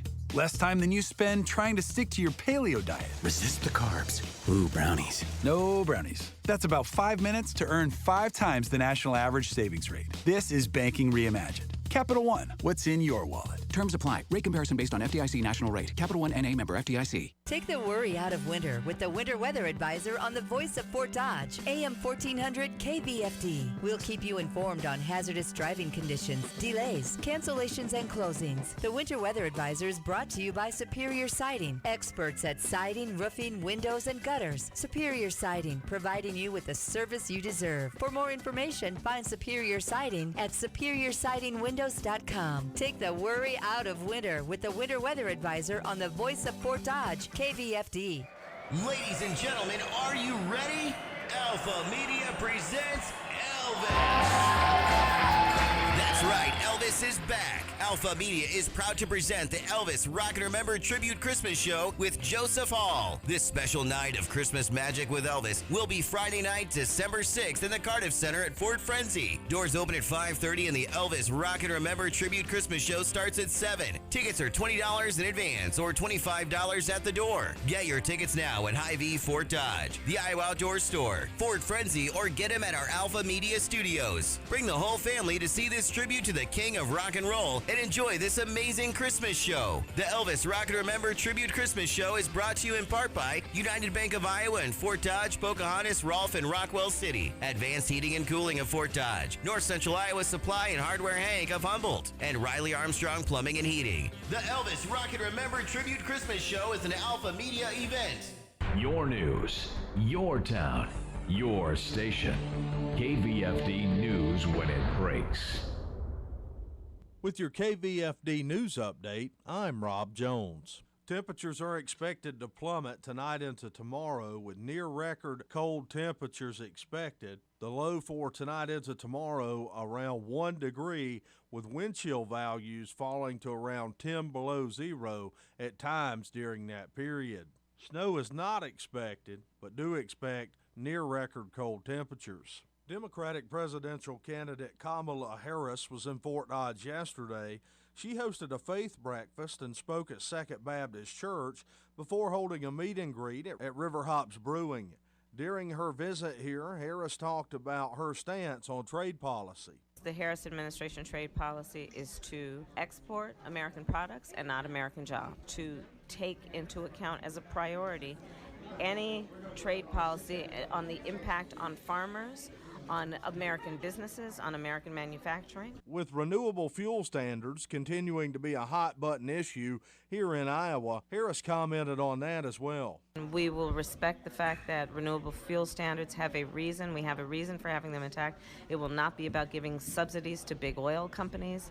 It will be about recognizing that this is about supporting the local farmers. It is about supporting the corn industry in Iowa and doing it in a way that is true to the values of what we say we care about. From Radio Iowa, the Webster City Police are investigating the deaths of 2 people whose bodies were found inside an apartment building on Sunday morning, according to Police Chief Shiloh Mork. The police department received a call a little after 8 o'clock of 2 individuals possibly deceased. When officers and paramedics arrived, they did locate 2 deceased individuals in the apartment.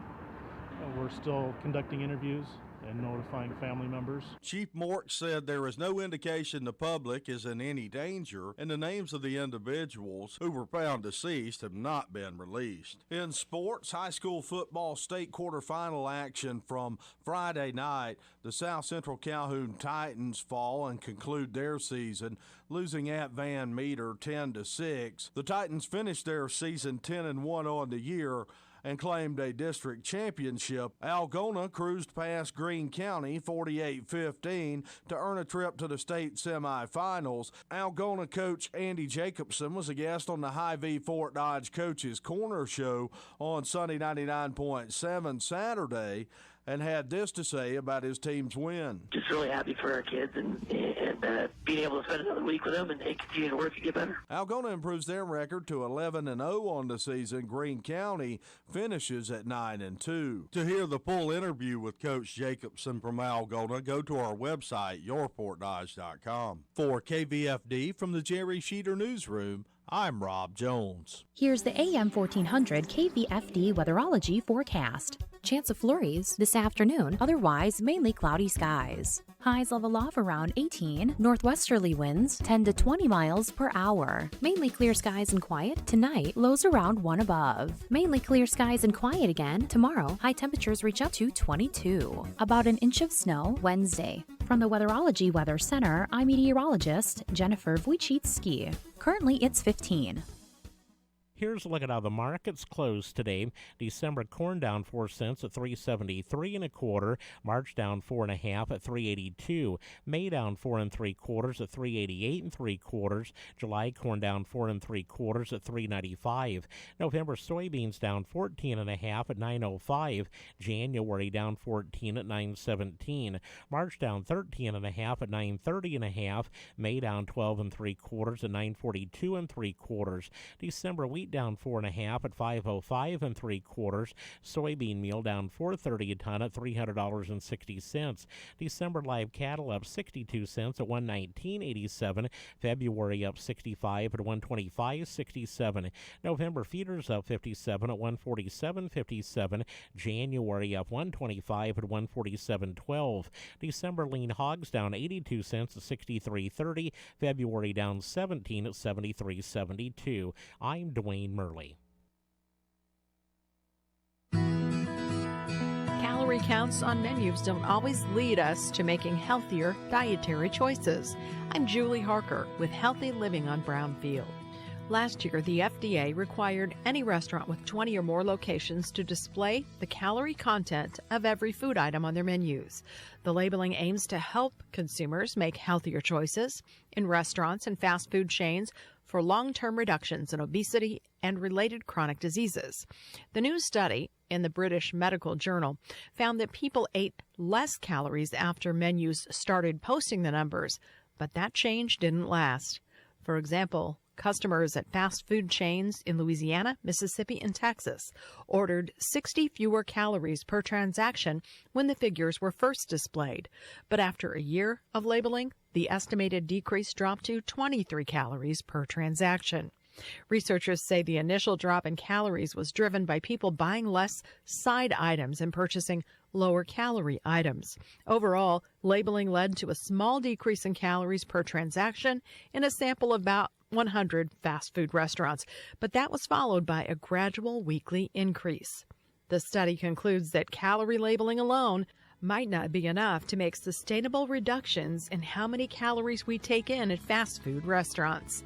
I'm Julie Harker with Healthy Living on Brownfield. It's been a tough season for many farmers. As a leading crop insurance provider, RCIS stands by your side, come rain or shine. We're focused on fast and accurate claims service with claims professionals who understand crops, conditions, and marketing concerns in your area.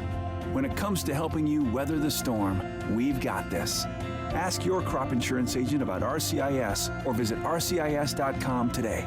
RCIS is an equal opportunity provider. I've been farming my whole life. I don't need somebody to come out here and state the obvious. I don't need anybody to explain my farm to me. My local co-op works with CHS, and they know what I need when I need it. A global network of support, local expertise, and valuable market options. We need a co-op that's here for us, so we can own every day. When you're an owner of a local cooperative connected to CHS, you get local expertise, a proven, efficient supply chain, and global market access. Learn more at cooperativeownership.com. You work hard, and you deserve to get the most for your money. Like health insurance coverage with the largest, most accessible networks, so you can choose where you want to go for care. Like having multiple plans, so you can choose the coverage that works best for you.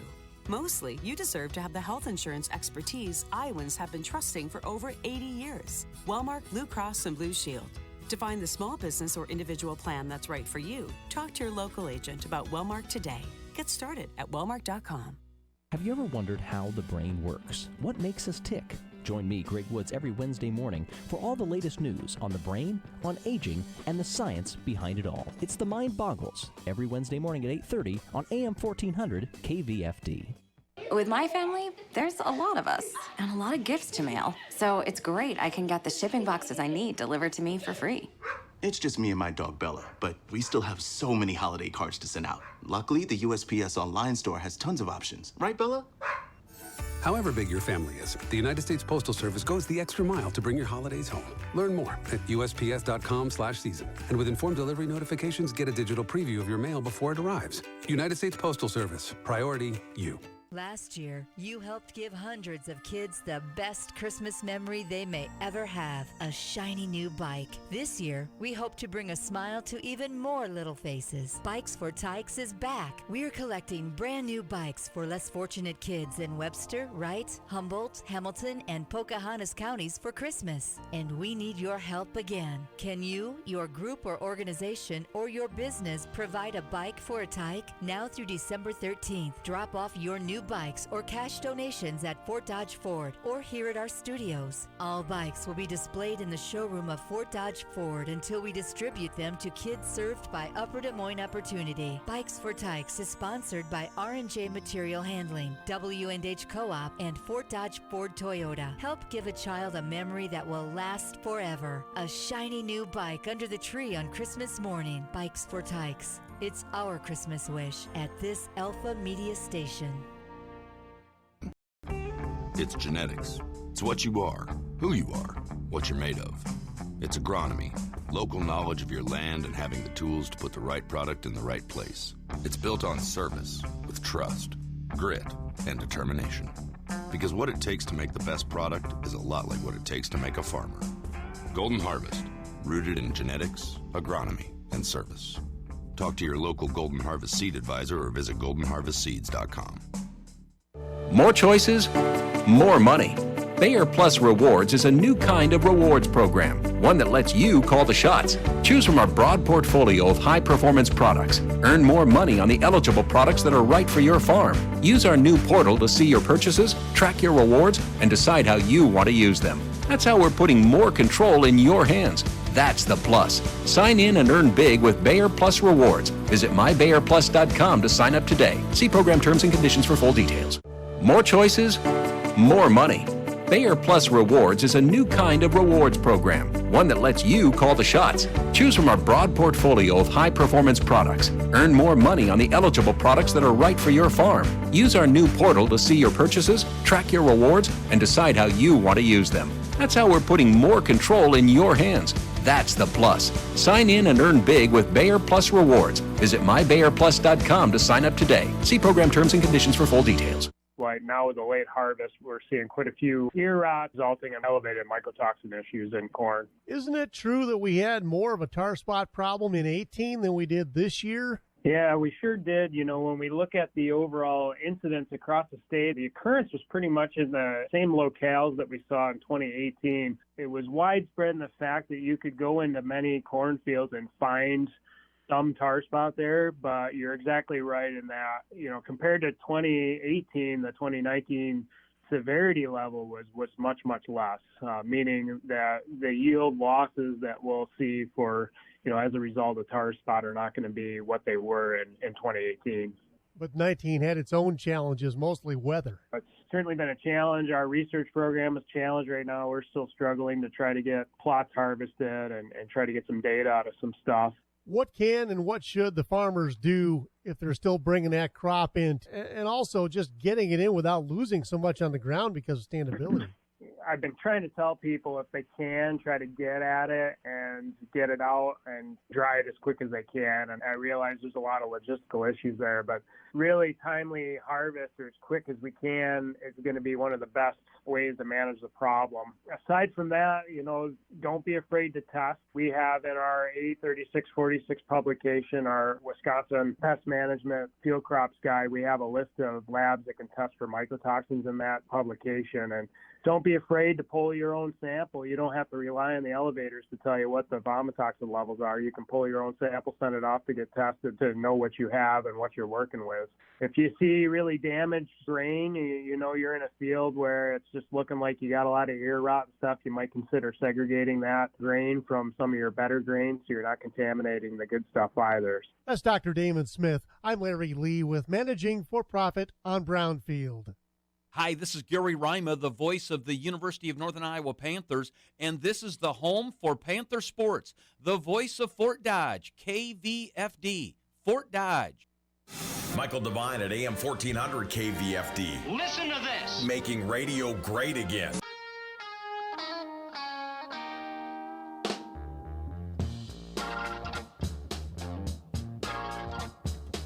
Love Booker T and the MGs. This is Hip Hugger. Look out. AM 1400 KVFD, the voice of Fort Dodge. I'm Michael Devine, a proud veteran, and I was delighted to go out to Hy-Vee earlier today and have a free breakfast from Hy-Vee in recognition for the service of a lot of veterans who were there, and it was my great pleasure to sit and talk with some of the veterans, some that I did not know about their experiences, and I really want to thank Tim and his group out there at Hy-Vee. They did a terrific job. There were a lot of people to serve. A lot of veterans showed up, and the food was hot and good. I don't know how they did it with the amount of people that they served. But, again, I do want to thank Hy-Vee, Tim, and the entire staff out there. They really worked hard. They did. Those girls behind the counter were going as fast as they could, I'll tell you. And they were always pleasant, always smiling, always saying thank you to the veterans. And it was just a very nice morning, and I know that other places in our town have done the same thing. Village Inn, for another. I would like to acknowledge and thank the Village Inn for doing the same thing. I don't know if Applebee's is doing it this year, but if they are, thank you so much to Applebee's for this small thanks and recognition. I hope this doesn't sound. I hope this doesn't sound like the wrong thing to say, but I think it is deserving in a way. It's not the food. It's not the free food. It's the recognition that whether you worked in the mess hall in New Jersey your whole tour, or whether you were in the jungle in Vietnam or whatever, you deserve a little thanks from your country. And some of our area businesses like Hy-Vee have stepped up with that recognition. They didn't have to do this. It cost them money, no doubt. But I'm so grateful and delighted that Hy-Vee and certainly Village Inn and other places around the country have done this. Again, it's not about the free food. It's not about that at all. It's just a recognition of by the country and by individual businesses that they are proud and thankful to American veterans. It wasn't always that way.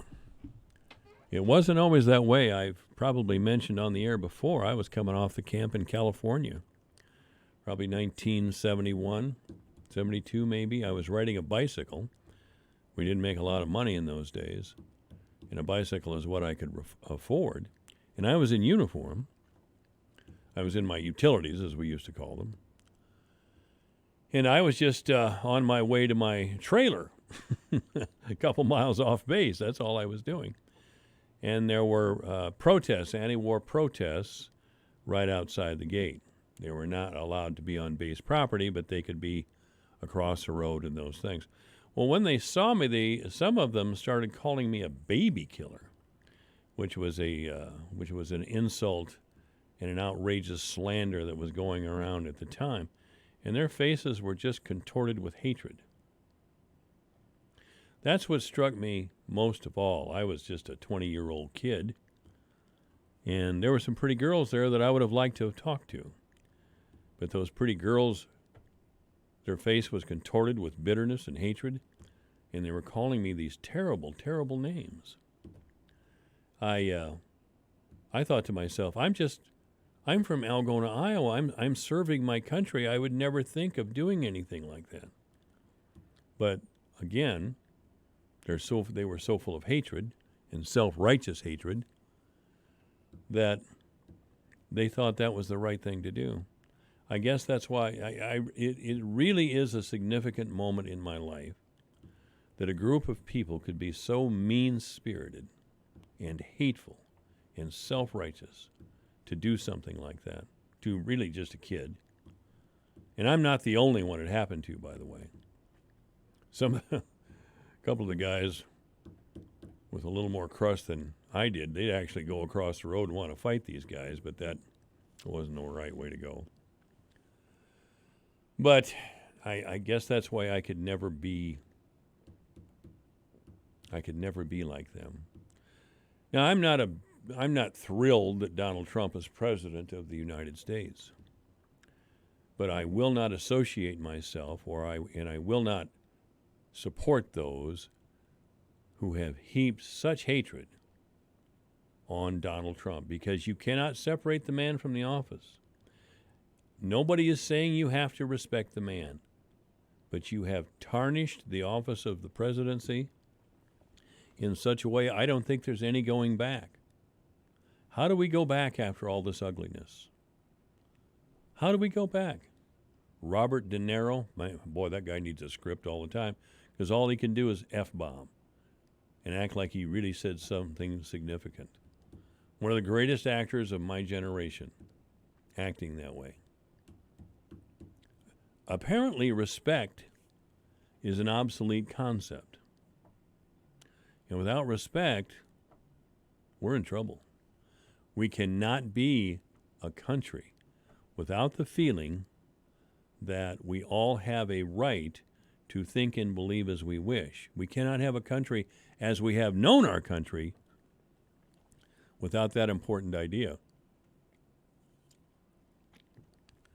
And there are people who believe it is their sacred duty, and I don't know where the sacred part comes from, because they're apparently a-religious, to stand on rooftops and scream their fool heads off because Donald Trump is president of the United States, to annoy everyone, to say outrageous, many times false things.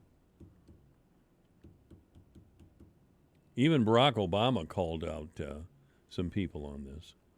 Obama, of course, was always respectful. He set the tone.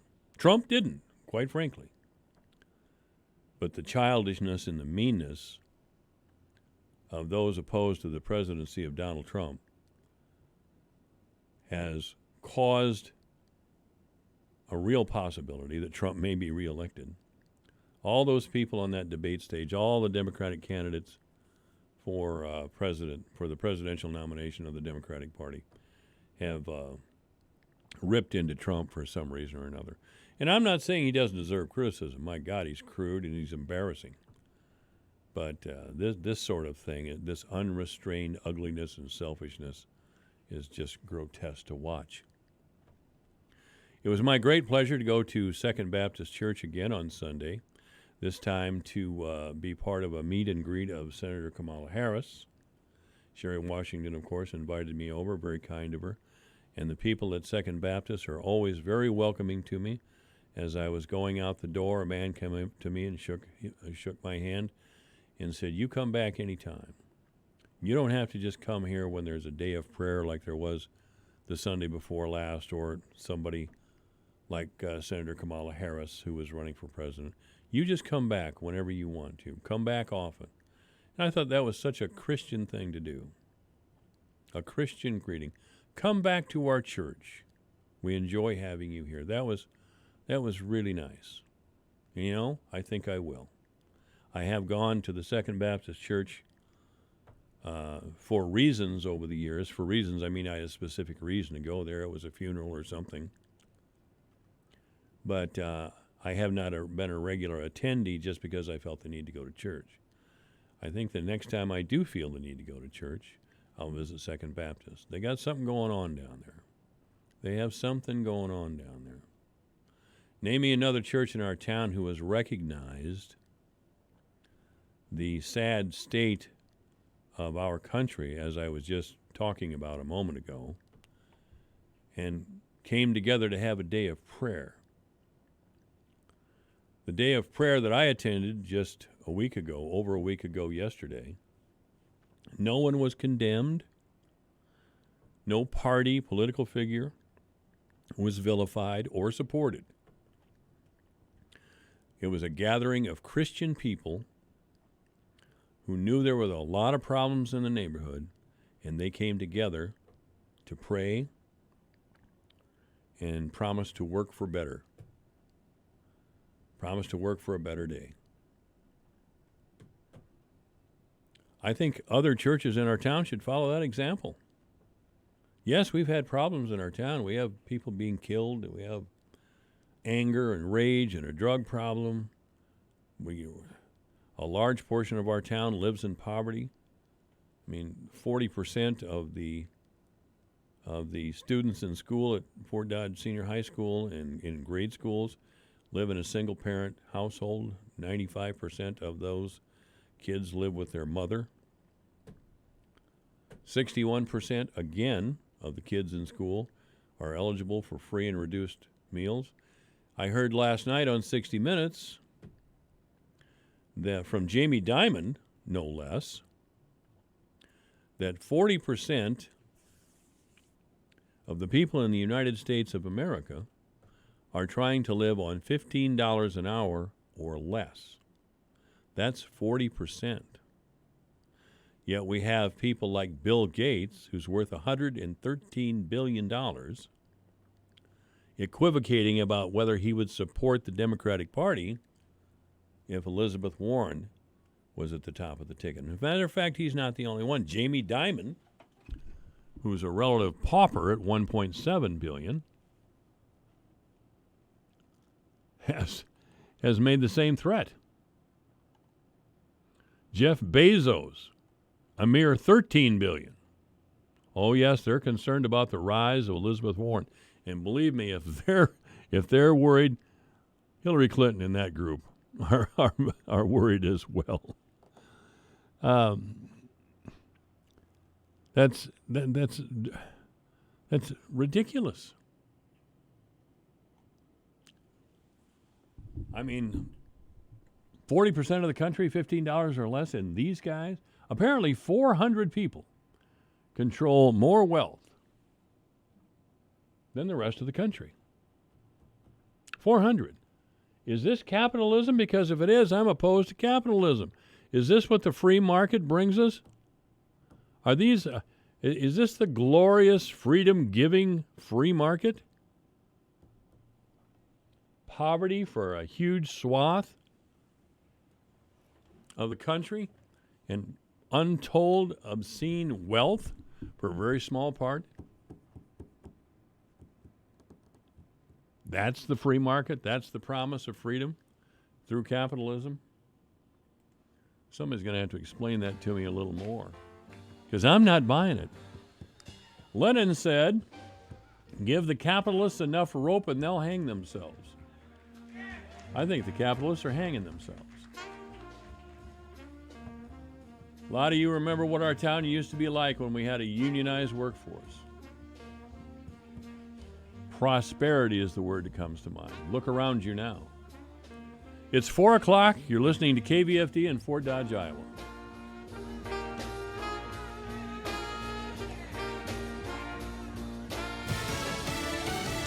Setting the stage, Lisa Brady, Fox News. Another transcript of impeachment testimony from behind closed doors just released ahead of the open hearings that begin later this week. Fox's Jared Halpern is live in Washington. A senior Pentagon official told House committees in a closed-door deposition last month the Pentagon was never given a reason why security assistance for Ukraine was put on hold. Laura Cooper, the Deputy Assistant Defense Secretary for Russia, Ukraine, and Eurasia, told impeachment inquiry investigators the Defense Department had certified Ukraine met anti-corruption benchmarks in May. When that security aid was put on hold in July, Cooper says she was unable to find a reason why. Previous witnesses have told House committees administration officials had linked that aid with a public announcement from Ukraine to investigate former Vice President Joe Biden's son. Lisa. Thanks, Jared. The first open hearings begin Wednesday with 2 witnesses, including the top U.S. diplomat in Ukraine. Tributes across the country for the nation's veterans. Well, I just think about my big brother, growing up with him. He was 4 years older than me, and he was the kind of person that liked to take care of other people. Maria Prescott, whose brother died in Vietnam, visiting the Vietnam War Memorial in Washington today, along with David Ziesmer, who survived the same attack. I actually wrote her sister a letter about 6 years ago saying, I just want you to know your brother didn't die alone, that I was with him and held him. Vice President Mike Pence leading the annual ceremony at Arlington National Cemetery. Americans gather to pay a debt of gratitude to the generations who've answered the call to serve in the armed forces of the United States. While President Trump was in New York. To the 18 million veterans across our country, the First Lady and I have come to express the everlasting love and loyalty of 327 million Americans. The first sitting president to kick off the city's Veterans Day parade on its 100th anniversary. America is listening to Fox News. 'Twas the holiday season, and in your garage, a brand new John Deere. That's not a mirage. With neighbors admiring your shiny new ride, it's your year for a Deere to fill you with pride. So if additional offers are what you desire, see our low rates before they expire. Now start up your engines and drive out of sight. New John Deere equipment for all, and to all a good night. Make it your year for a Deere. See your John Deere dealer today to discover more amazing deals and attractive financing offers. Finding great candidates to hire can be like, well, trying to find a needle in a haystack, but not with ZipRecruiter. Its powerful technology actively finds and invites qualified candidates to apply to your job. So while other companies might deliver a lot of hay, ZipRecruiter finds you the needle in the haystack. See why 4 out of 5 employers who post a job on ZipRecruiter get a quality candidate within the first day. Try ZipRecruiter for free at ZipRecruiter.com/free. That's ZipRecruiter.com/free. Old Man Winter continuing an early march across parts of the U.S. Snow followed by an Arctic blast. Frigid weather you might expect in January is affecting areas from the Rocky Mountains to the northeast U.S. Snowfall measured in feet can be found in Indiana and Michigan, while even the Gulf Coast of Texas forecasts a deep freeze. New York City's Sanitation Commissioner Catherine Garcia says they are ready for any snow and ice. We'll have over 725 pieces of equipment.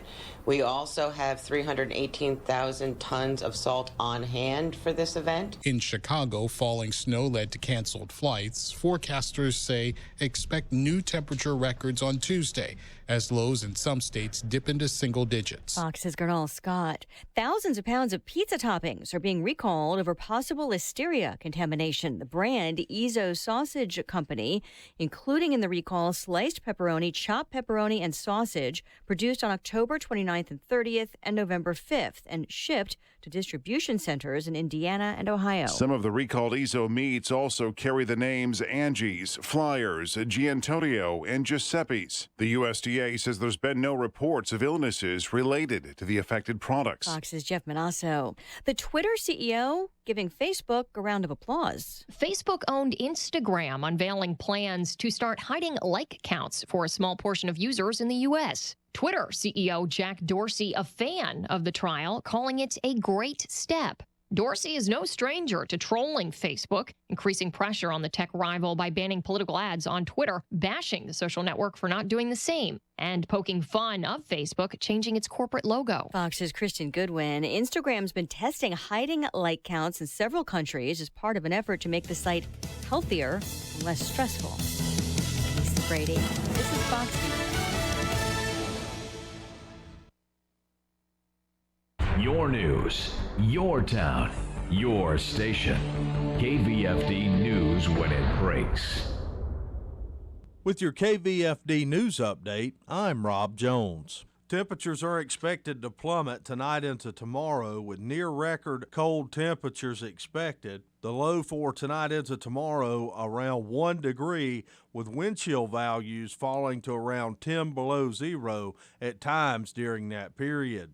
Snow is not expected, but do expect near-record cold temperatures. Democratic presidential candidate Kamala Harris was in Fort Dodge yesterday. She hosted a faith breakfast and spoke at Second Baptist Church before holding a meet and greet at River Hops Brewing.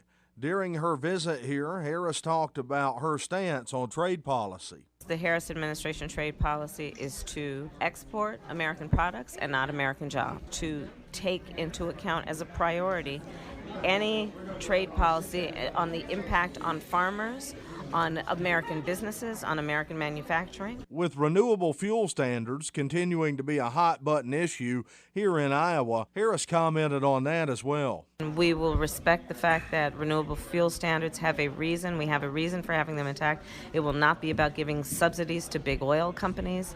It will be about recognizing that this is about supporting the local farmers. It is about supporting the corn industry in Iowa and doing it in a way that is true to the values of what we say we care about. From Radio Iowa, the Webster City Police are investigating the deaths of 2 people whose bodies were found inside an apartment building on Sunday morning, according to Police Chief Shiloh Mork. The police department received a call a little after 8 o'clock of 2 individuals possibly deceased. When officers and paramedics arrived, they did locate 2 deceased individuals in the apartment. We're still conducting interviews and notifying family members. Chief Mork said there is no indication the public is in any danger, and the names of the individuals who were found deceased have not been released. In sports, high school football state quarterfinal action from Friday night, the South Central Calhoun Titans fall and conclude their season, losing at Van Meter 10-6. The Titans finished their season 10-1 on the year and claimed a district championship. Algona cruised past Greene County 48-15 to earn a trip to the state semifinals. Algona coach Andy Jacobson was a guest on the Hy-Vee Fort Dodge Coaches Corner Show on Sunday 99.7 Saturday, and had this to say about his team's win. Just really happy for our kids and being able to spend another week with them and continue to work to get better. Algona improves their record to 11-0 on the season. Greene County finishes at 9-2. To hear the full interview with Coach Jacobson from Algona, go to our website, yourfortdodge.com. For KVFD from the Jerry Sheeter Newsroom, I'm Rob Jones. Here's the AM 1400 KVFD weatherology forecast. Chance of flurries this afternoon, otherwise mainly cloudy skies. Highs level off around 18, northwesterly winds 10 to 20 miles per hour. Mainly clear skies and quiet tonight, lows around 1 above. Mainly clear skies and quiet again tomorrow, high temperatures reach up to 22. About an inch of snow Wednesday. From the Weatherology Weather Center, I'm meteorologist Jennifer Wojcicki. Currently it's 15. My name is Daniel, and I'm from Hiawatha. I think PrEP is important because we're at a point where we basically could be curing HIV by preventing it and getting people who are at risk or people who may be at risk onto PrEP. It's something that's really necessary to protect yourself. My experience with PrEP has been extremely positive, especially through the TelePrep program. It was super easy to get set up. Once you're in contact with TelePrep, they'll set you up with some testing to make sure that you're healthy. They'll check for HIV and other STIs, and then you will receive the PrEP prescription. You can have it mailed to your house or you can pick it up at a pharmacy. The whole process is extremely simple and there's really no barriers, which is really important to me because I just want the process to be simple and it makes me feel safer. For more information about PrEP and how to get started with Iowa TelePrep, go to prepiowa.org. That's prepiowa.org. We are the land of the free because of the brave. Alpha Media and Graham Tire want to thank our local military men and women for their service. Our Wall of the Brave is currently displayed at Graham Tire of Fort Dodge. We invite you to stop out to Graham Tire and sign the wall as a show of support for our military. This special veterans promotion is sponsored by Graham Tire of Fort Dodge, Farm Nutrients, Advanced Heating and Cooling, River Valley Winery and Orchards, the Co-op Bar and Grill, and Alpha Media Fort Dodge. Michael Devine, the mayor of Manville. It's a fancy title for a part-time job. Michael Devine at AM 1400 KVFD.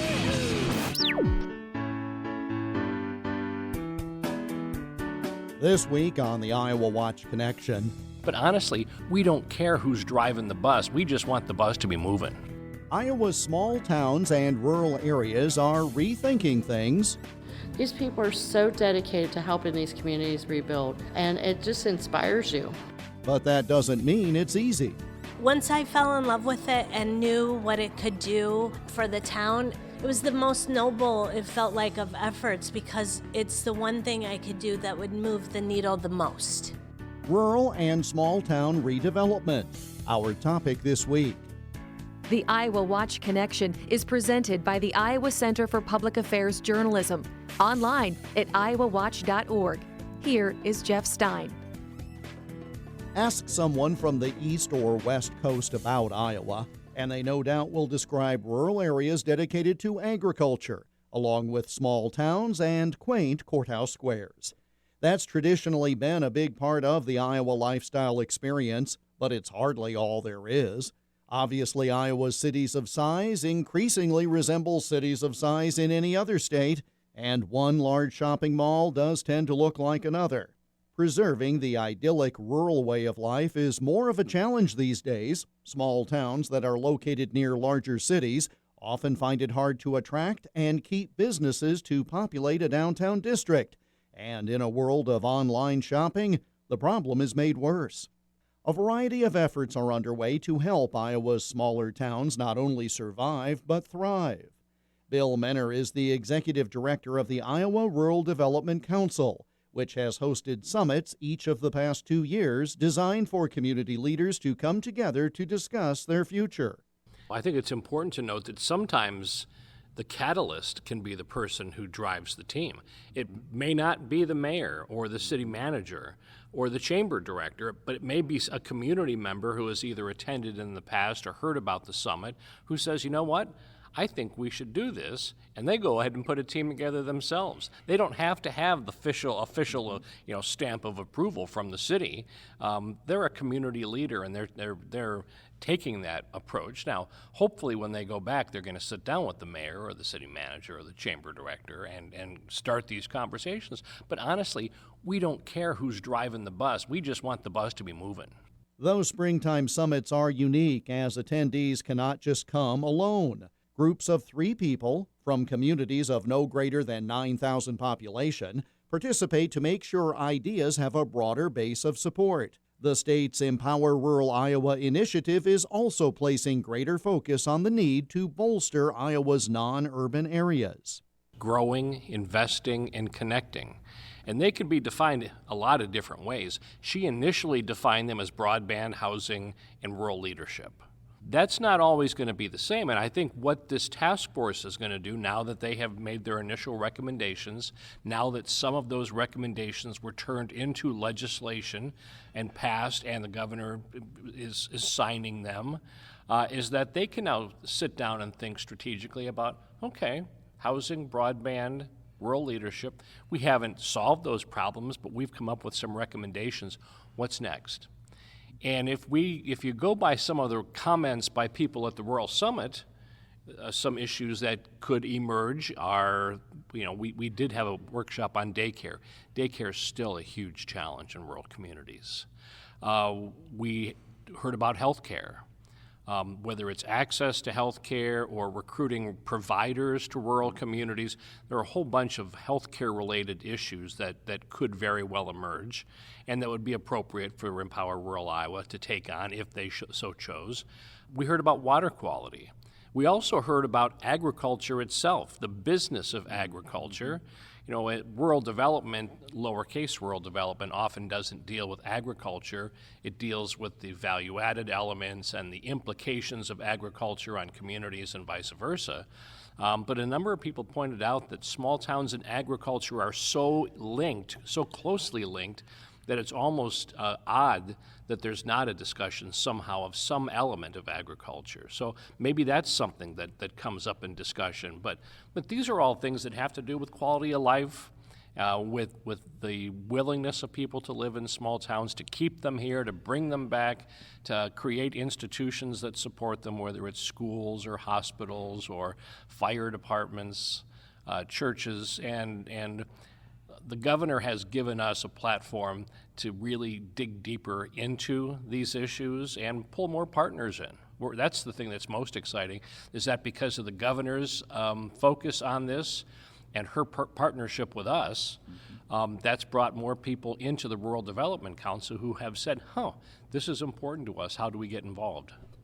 The Federal Small Business Administration has a variety of programs designed to help rural areas thrive. Jane Armstrong is the district director of the SBA in Iowa. Basically, we work for small business. You can't get any more simple than that. And SBA oversees, we're a cabinet level agency at the federal level that we oversee either fund or have oversight pretty much every small business program out there that relates to small businesses, whether they're starting up or growing their business.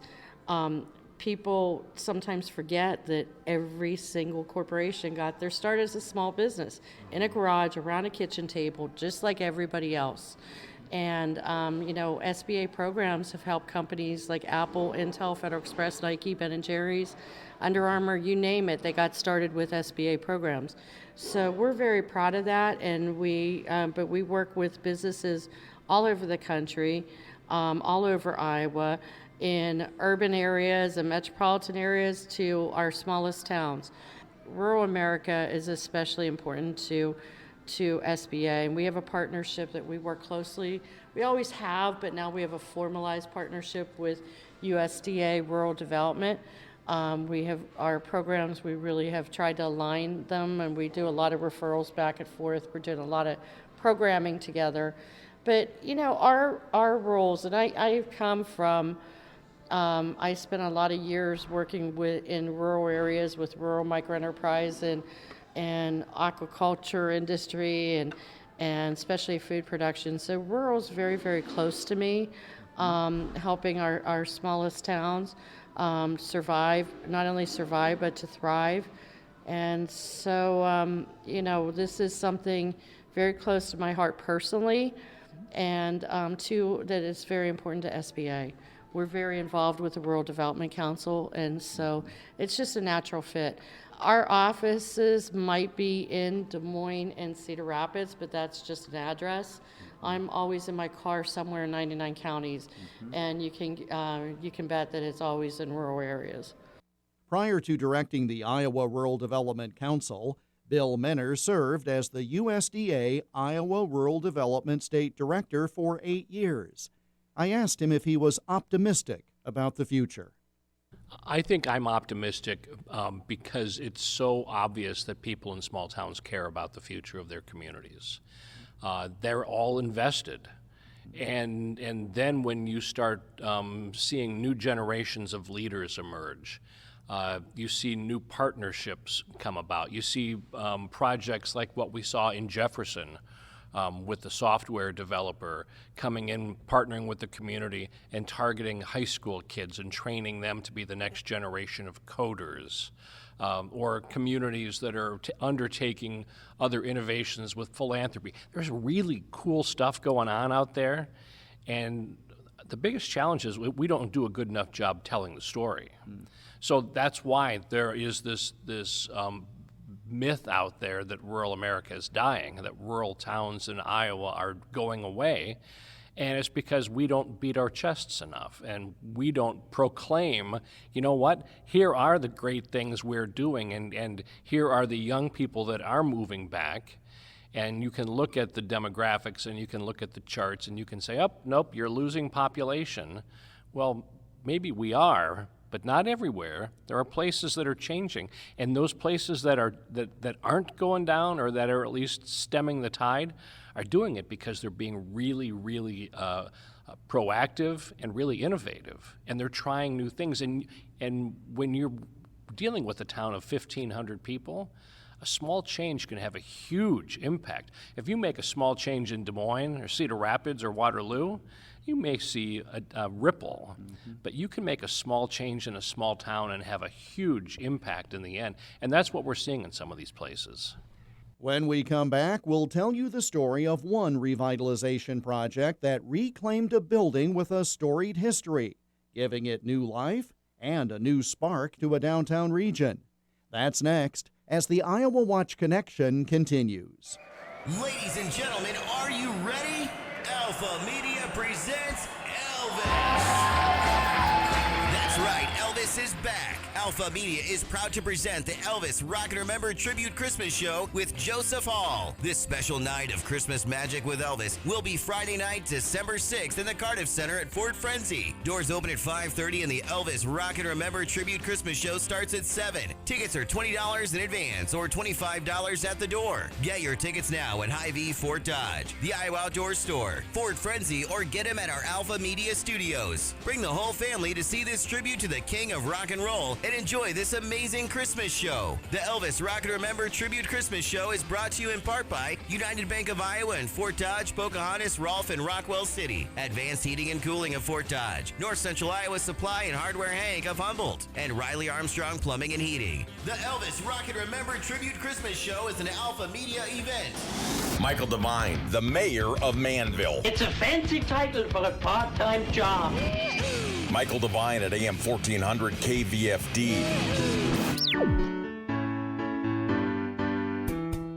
The Iowa Watch Connection radio program is part of a statewide audience engagement project organized by the Iowa Center for Public Affairs Journalism, an independent, nonprofit, nonpartisan news organization.